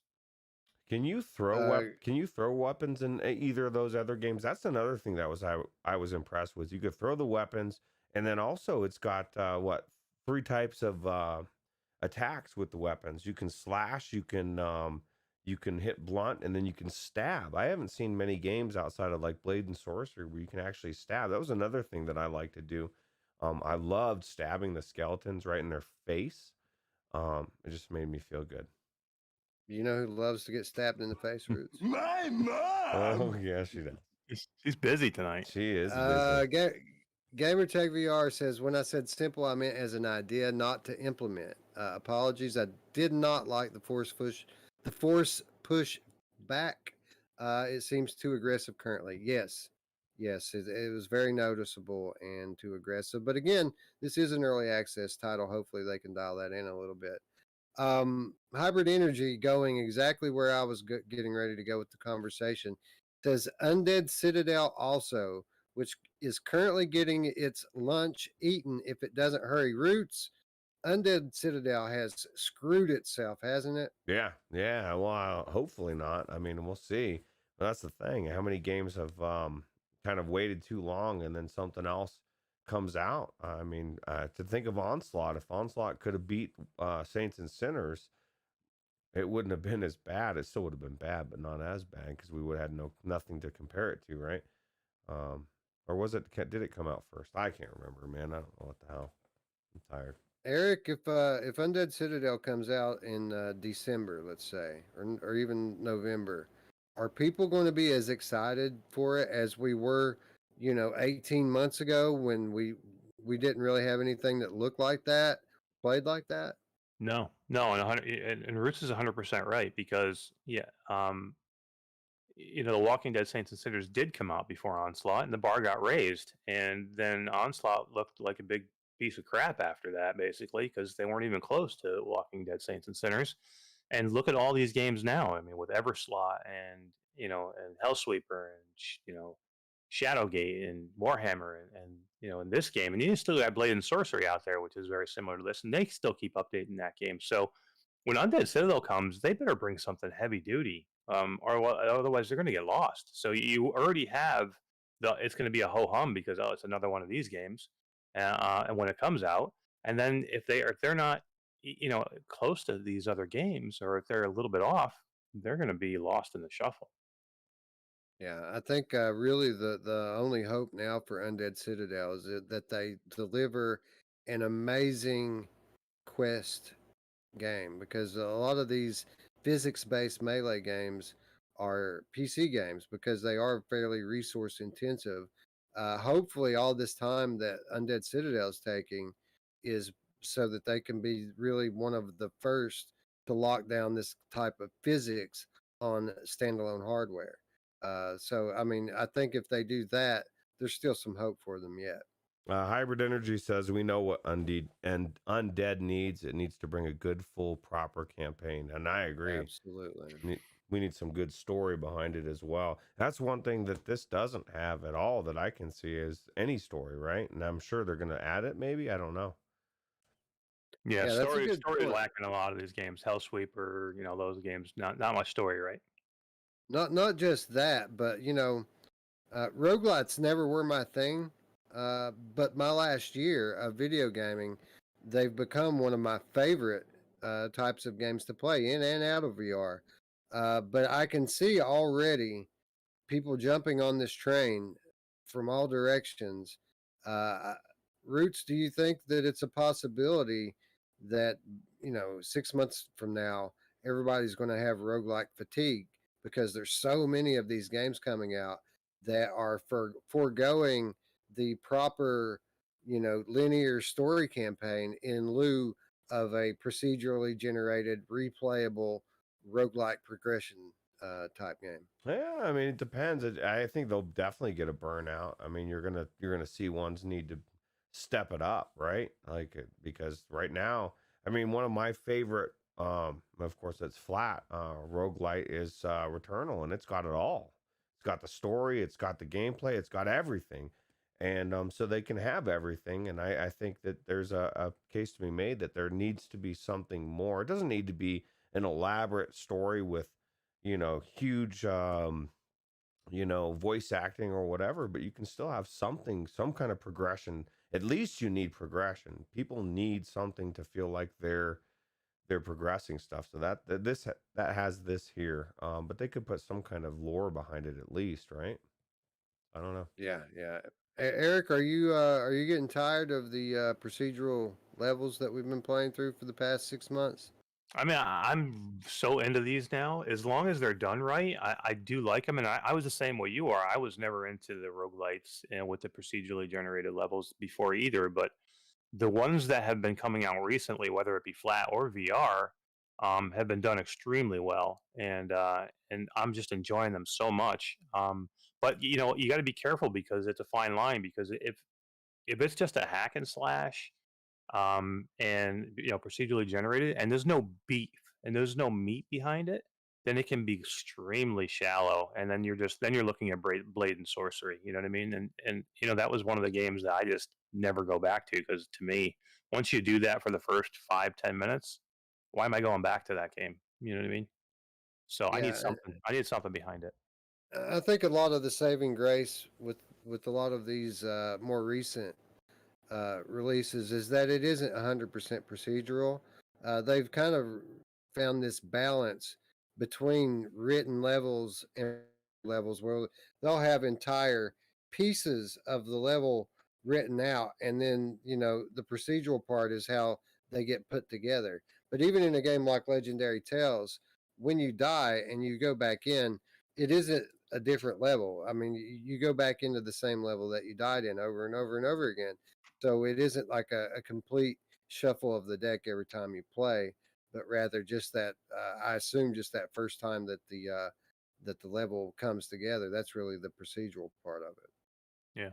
I like their backpack system with like the well, it's not a backpack system, it's a sword system that when you die, you have to go collect, like Saints and Sinners. When you die, your backpack is left where you died, and you have to go back and get it to get your stuff back. So sometimes you're going back into these dungeons with no weapons, and you got to run and go get your, you know, where your sword is. Your sword's like in a stone mantle on the floor, and you have to pull it out. Once you pull it out, then you have all your inventory back. But until then, you basically have nothing. So, kind of a cool system. They kind of stole that from Saints Center, which is awesome. Yeah, I like it because like you don't drop everything. You drop what you have equipped in your hands and in your holsters, but what's in your inventory, you actually get to keep that. So you don't have to like go and buy all new weapons to enter the dungeon again, but rather just take some of the stuff you had backed up in your inventory and then go get your better weapons, right? The ones you were using. So yeah, I agree. That was a really cool way that they did that, and you know, I imagine as we progress through this game, the levels get bigger and more daunting. It's going to be harder to find that stuff, right? It's not going to be as easy as it has been in the first level. Yeah, for sure. Like I can see Wes conserving already. He's already got it in his mind. He's like, how can I make this last? Yeah, you know me, bro. That's right. Hybrid Energy asks, was what Undead Citadel even announced for Quest? I'm not sure if it was or not, but it's kind of the assumption, right? Like they've taken so long in development. Most games in their situation that have delayed the way they have, it's because Quest was implemented, Quest support was implemented. So that might be a complete assumption on my part, but even if it is, I think it's a pretty safe bet. Um, Eric, you mentioned Shadowgate. You mentioned Warhammer, Age of Sigmar, Tempest Fall, games that are similar to this but lean heavily into the magical aspect. Um, this game has some of that too, but all indications are that is one of the works in progress here. And as cool as their magic system is right now, there's more coming, right? Yeah, yeah. I mean, the magic is definitely the weak part of this game. The good thing is the developer knows that. They've already come out and said we're not happy with our magic system and we're working on it. So it is going to be overhauled. It's not bad per se. It's just it's definitely not as detailed, and it's more shallow than the melee or the shields, you know, anything like that. It's just even the range attacks. It's just not as good. And the way you have to implement it is clunky because you can only do one attack, and then you have to reset your magic back up again. You have to open this menu of magic every time you're going to do some type of magic trick, which is to so if you want to shoot fireballs, you've got to hit a button to open a menu of your magic, and you have to grab it, and then you can create it and throw it. It just takes too long because you have to do that with every throw. So instead of just okay, I want to do fire magic, I click on fire magic, and then I can create it as many times as I want. At that point, you have to keep going back. It's just clunky. But again, they said they know it's not right. they don't like the way it is themselves, and they're working on it. And to me, it's a smaller part of the game anyway. To me, this is more about the weapons than it is the magic anyway. Yeah, I enjoyed the magic to an extent, and I did like the quick select menu system they had for selecting which magic you want to use. I think the problem with it is what you said, is that you have to do it every time.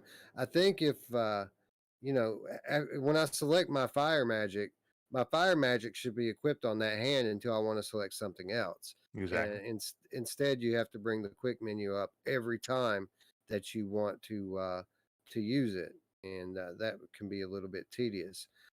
One of the things I really enjoyed about the magic system is the way you acquire abilities and the way you upgrade them. You find like these stone pieces with this glowing rune in it that looks super cool, and you literally have to kind of break the stone off around this rune, and then you grab this stone tablet that shows you, all right, this is the magic you just found. On the bottom, it shows you how to use it, and then you hit a button to equip it and add it to your inventory. I really enjoyed that. I thought that was a cool way to go about it, and a cool way to sell magic in the shops, because you can buy these tablets, even though they're very, very expensive. You can buy them. Roots, impressions on the magic system as it stands today. That was pretty cool. I mean, I had trouble trying to figure out how to create the portal once I found it, but so I don't know if that was covered in the tutorial. I didn't think it was, or maybe you guys saw it and I didn't.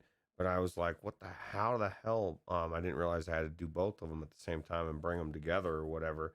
That was kind of cool. I thought, how you could put one in each hand and do both of them, and you could bring them like or do them close together and like make a super powerful fireball or whatever. My impressions of the magic was it for me, it didn't work very well when I tried to use it, or it seemed like it was bouncing off of them. And maybe I just was doing a very piss poor job of using magic because I'm not Harry Potter. But I feel like there's definitely some work to do, but it's good and it is encouraging that the devs are aware of it and that they are actually actively working on it. So. Well, I had problems with throwing in general in this game. It was not just the fireballs. Like throwing the fireballs wasn't very accurate, but it was a hell of a lot better than my throwing knives. I felt Oh, like I was playing Into the Radius when I was trying to throw knives in this thing. Like they were just falling straight to the ground, and even the ones that I hit the target with, I mean, it was slow and sideways, and it would stick, but I mean, just barely. Um, Eric, it sounds like you experienced some of this yourself. oh my god, I hated it. I skipped them. I skipped them in the tutorial because I couldn't do it, man. I couldn't do it. Into the Radius has great throwing of knives compared to this game. Like I didn't even know why you wanted it in here. Just get rid of it. If you can't do it, if you can't do it to where it's even close to being decent, just get it out. Weren't you I'm sorry. weren't you in the Discord bragging about finishing the tutorial? You just said you didn't finish it. You skipped it. Thank God you didn't need to finish the knife throwing. You just skipped that.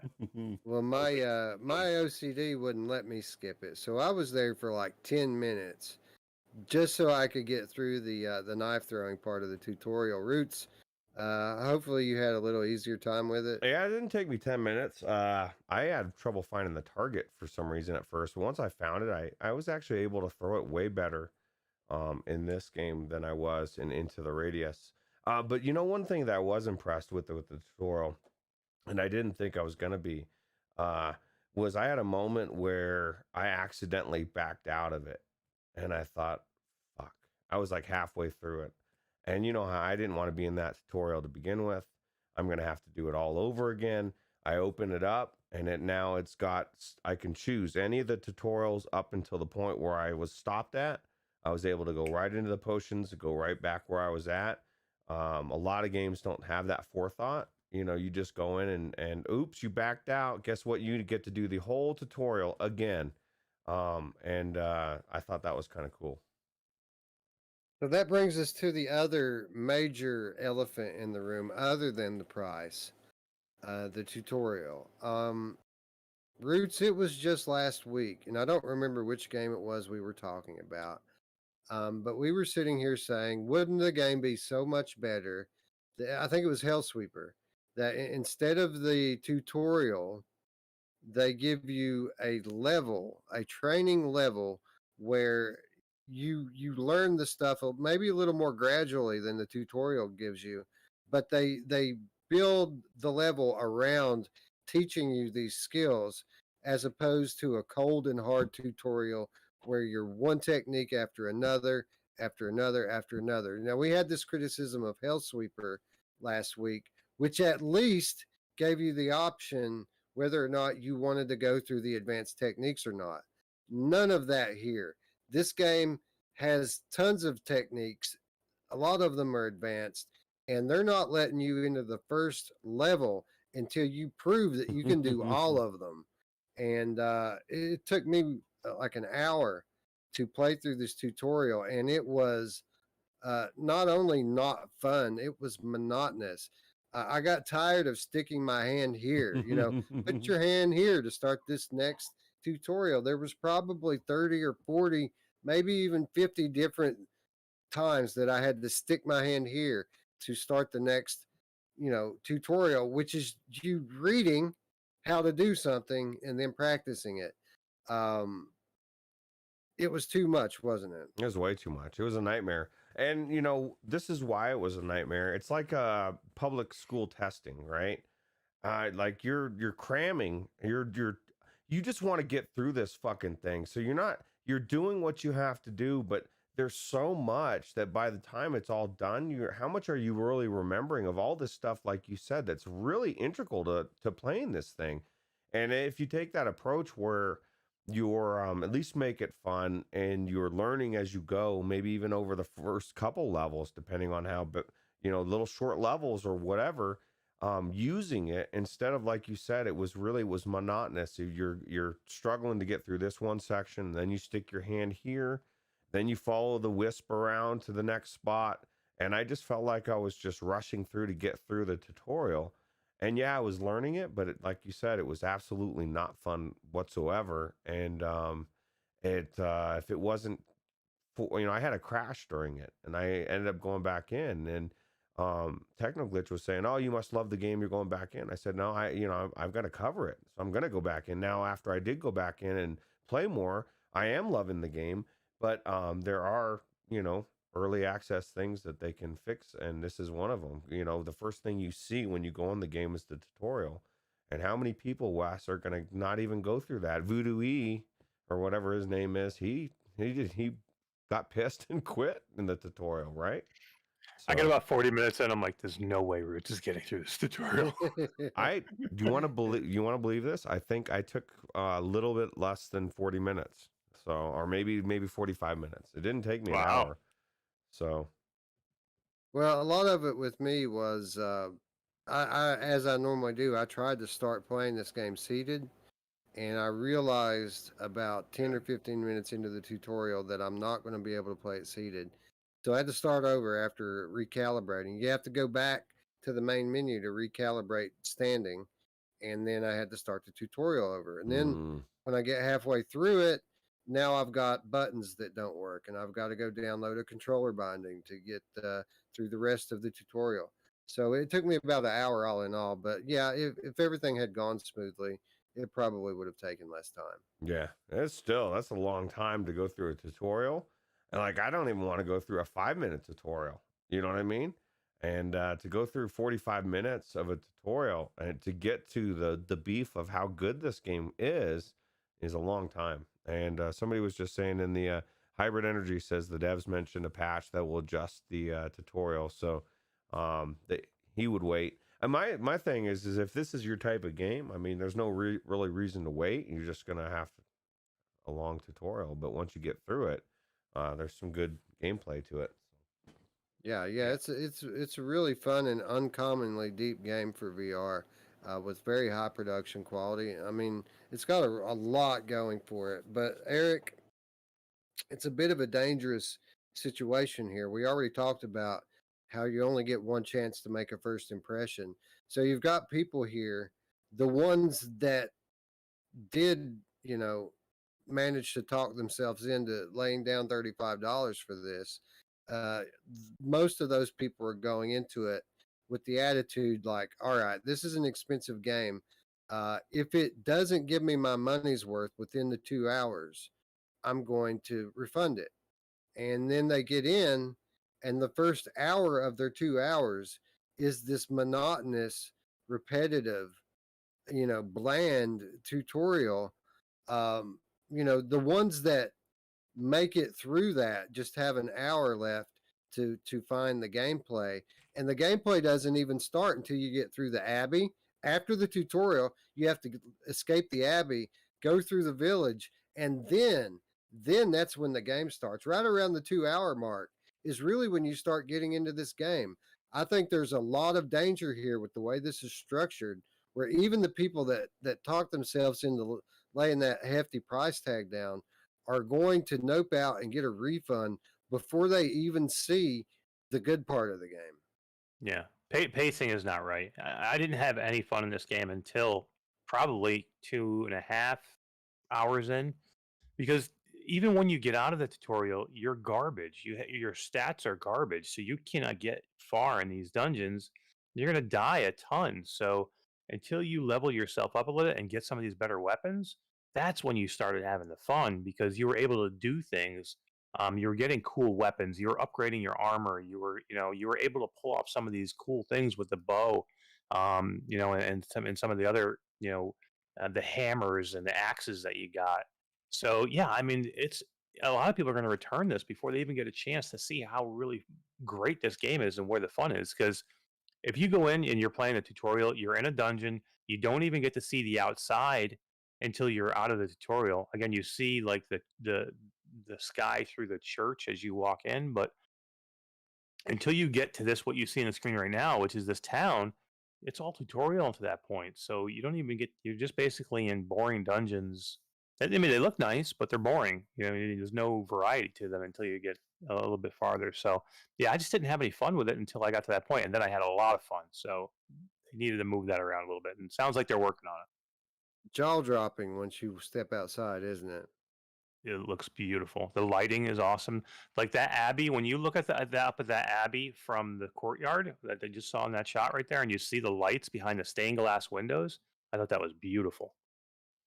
Yeah, it really is impressive from a production standpoint. Technoglitch wants to know how long the game is, and obviously you probably couldn't really gauge a game like this too much, but made me think, is there end game content? Like, is there like a dungeon, you get to a certain dungeon that you're gearing towards to, or how, what's the setup on that, do you know? There's a map. There's a map of the structure that you enter, and it looked like there was 10 or 12 floors to it. And in all the hours that I played it today, I think the third floor was as high as I made it, and I generally died pretty quick when we got to the third floor.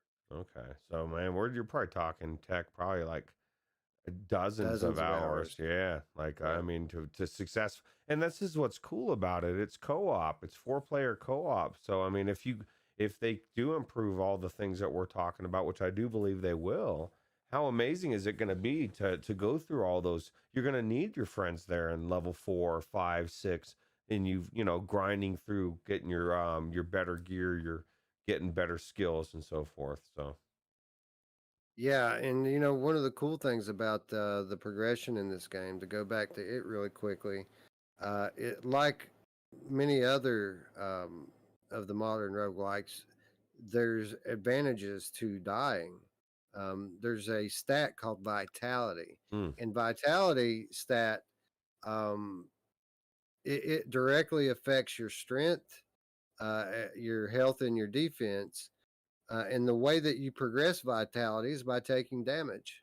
So the more you get hit, the more your vitality increases. So basically, what that means is the more you die, the stronger you get.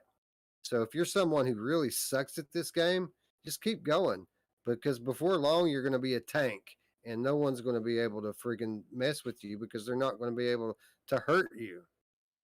yeah, well, it's just one like any good game like this that has this kind of progression.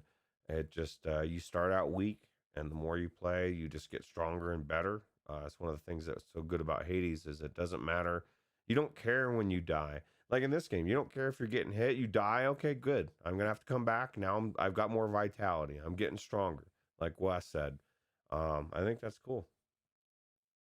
All right, and now we get to the last thing that we haven't talked about, and I think this is where the game really has an argument for the $35 price tag, and that is the party system and the multiplayer. We already elaborated a little bit on the character system and the way that you can keep multiple characters in your game save, and you can balance the stats on these characters differently. You can have a warrior with strength and defense. You can have a rogue which is has more dexterity and agility, or you can have a mage who has more wisdom and better magical ability. You can keep a stable of all of these different characters at your disposal. And in addition to that, you can play up to 4-player co op, which is easy to get into.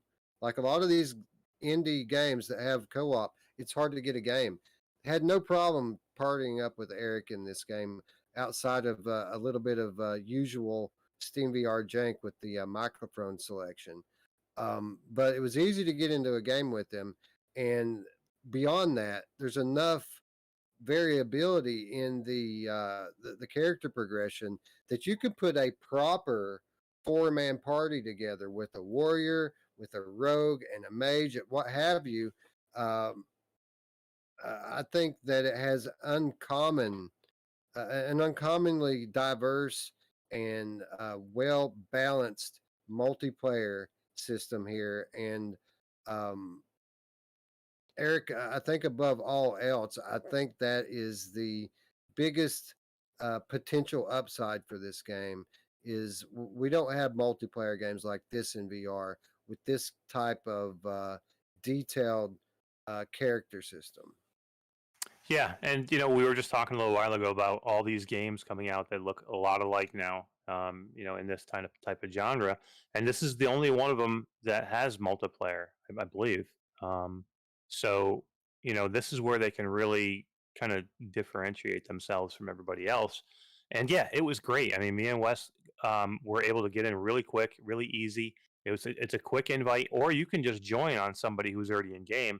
Um, that's on your friends list, so you can just join as long as they don't have a full party already. You can just hit the join button, and you'll go right to wherever they are in the world. And yeah, I mean, this is going to be amazing. I mean, if you can get 4 people in there, the only thing I need now, Roots, is they need a healer, so Yeah. you can get your heal on. No, that would have already sold me. I would be healing my ass in there right now. You guys have been like, Roots, where are you? They do need a healer. That would be great. Be awesome. Yeah, agreed. Roots, we had a blast in a game like Carnage Chronicles just because of the fact that you could play with up to 2 of your friends, and there was 2 or 3 different character classes that were pre-written character classes that you could play as. When you have a game like this, where literally you can make these different characters into each class, or you can make them into hybrids that have characteristics and traits from like 2 or 3 different classes.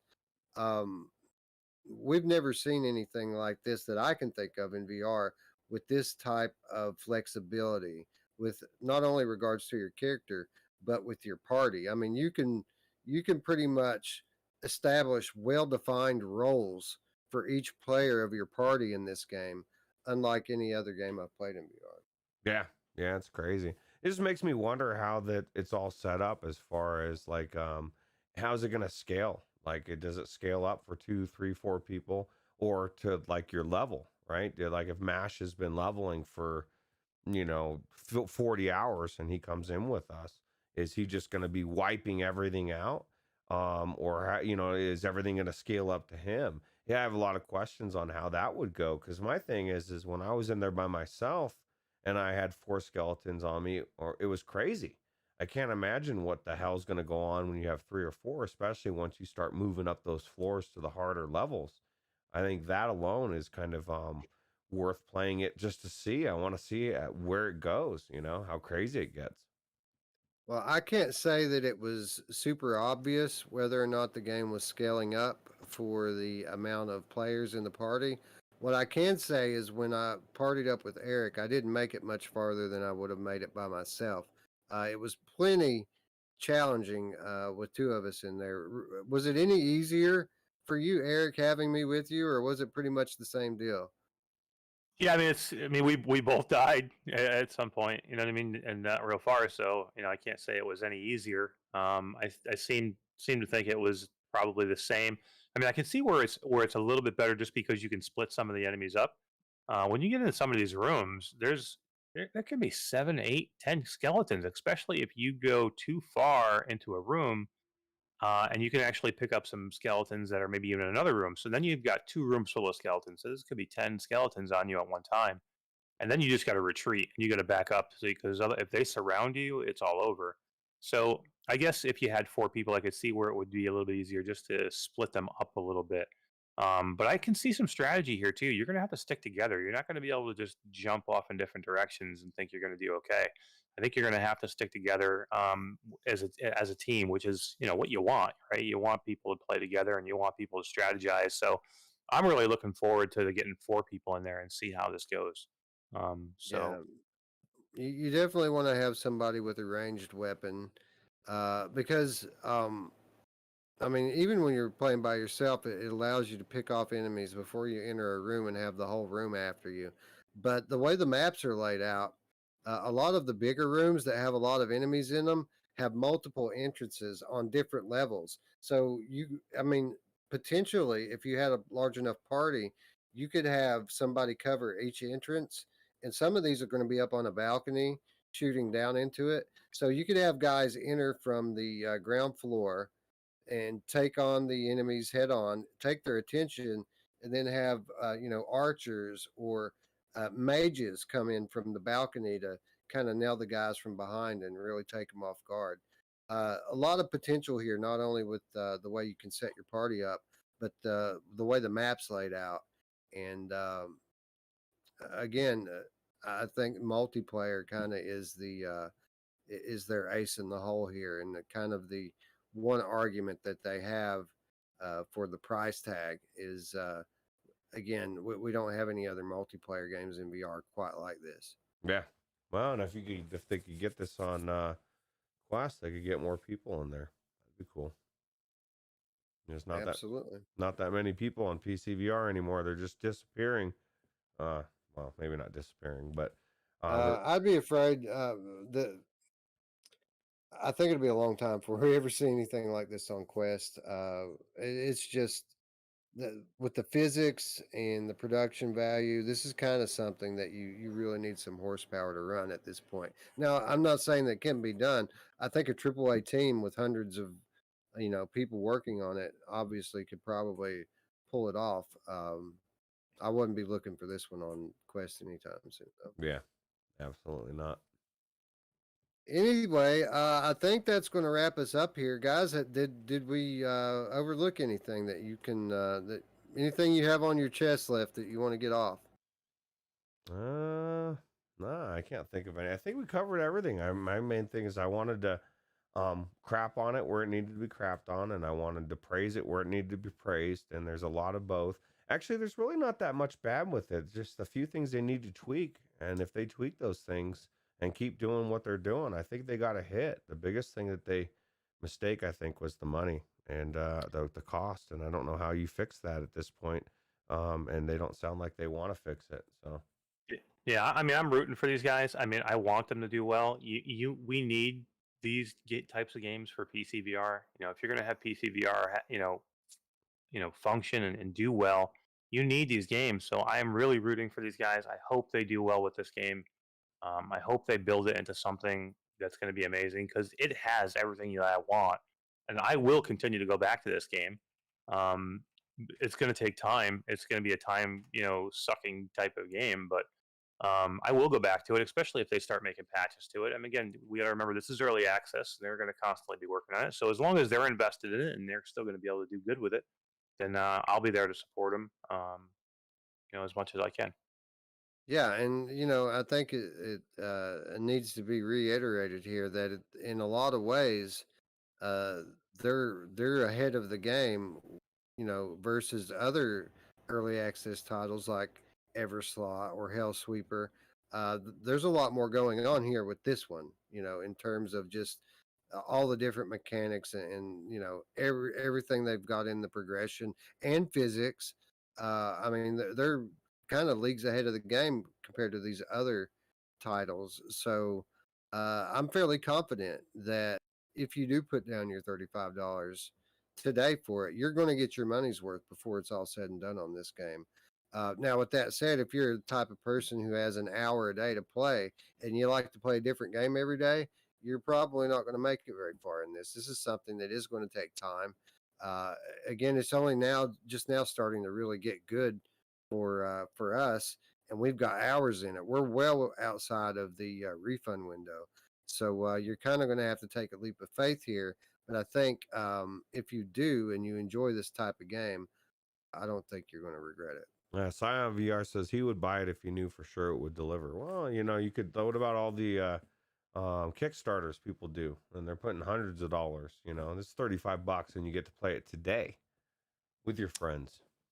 Yeah, I mean, at least you get something here. I mean, how many Kickstarter, even game Kickstarters that you still don't even have a game yet, or they just end up not doing it at all, or not hitting their goals, and they don't have anything to show for it. So I'm definitely, I would not have bought this game before, just from looking at it and being that it's not finished in the price. But I would say that it's got almost enough into it now. I think it's clear. If I have a good feeling about the developer and I have a good feeling about the game, I would buy this game. There are respected people within our space already calling this one of their favorite games as it stands today, and I think that that's a testament to the amount of work that has already gone into this game. It's Hybrid Energy says it's like an old school Diablo vibe. And that's exactly what everybody says. It's got that vibe, right? So yeah, even the music. Sure. Yeah. Anyway, I think we've pretty thoroughly covered this one. Now, with that said, so much that we didn't even get to in the game. We didn't comment on it because we haven't gotten there yet. A lot of game left here, a lot of meat left on the bone. I would not be surprised to see us revisiting this one a couple months down the road. So if that's something you're going to be interested in, be sure to hit that bell and that button so that you can stay up with all of our ever increasing content library here on Virtual Strangers. I guess that's going to wrap us up here, guys. With that said, again, I'd like to thank everyone for showing up in the chat. Those of you who are hanging out with us in the wee hours of the night or the early hours of the morning, for those of you across the pond, we really appreciate it. If you enjoyed the video, please give it a thumbs up. Again, if you're new to the channel, hit the bell and the button to stay up with all of our content going forward. Maybe you're not new to the channel. Maybe you want to do a little something extra to support the channel. Well, you can do so by supporting us on Patreon. $3 per month. That's all we ask. And in exchange for that, we give you access to our weekly show notes. In addition to that, you get exclusive content, and there's more and more exclusive gameplay content going up on there all the time. We got lazy with it for a little while, and by lazy I mean busy doing other stuff. But we're putting more of an emphasis on it here lately, and it's been a literal avalanche of content over the last couple of weeks, and I don't see that changing anytime soon. So if you want to do a little something extra, throw us a $3 per month pledge, and we will make sure that you get your money's worth. And for those of you who are already supporting us on Patreon, 1,000 thank yous. We cannot express our gratitude enough. We really appreciate you guys lending your hard-earned money to helping our channel and our community grow. absolutely. Speaking of our community, it is just that. It is a community, and we do have a home, a place where we all live and communicate and play together, and that place is the Virtual Strangers Discord. If you scroll down to the description below, you'll find an invitation into that Discord. this is where we hang out and have these conversations all day, every day, and they're not just about gaming, but about life. And it's also a really good place to hook up with people. Maybe you need to find somebody else who has legendary tales so that you can strengthen your party and progress a little deeper. Well, the Virtual Strangers Discord is a great place to do that sort of thing. And again, you'll find the invitation down below. It's our home. We humbly invite you in to make it your home as well. Yeah, come home. We miss you.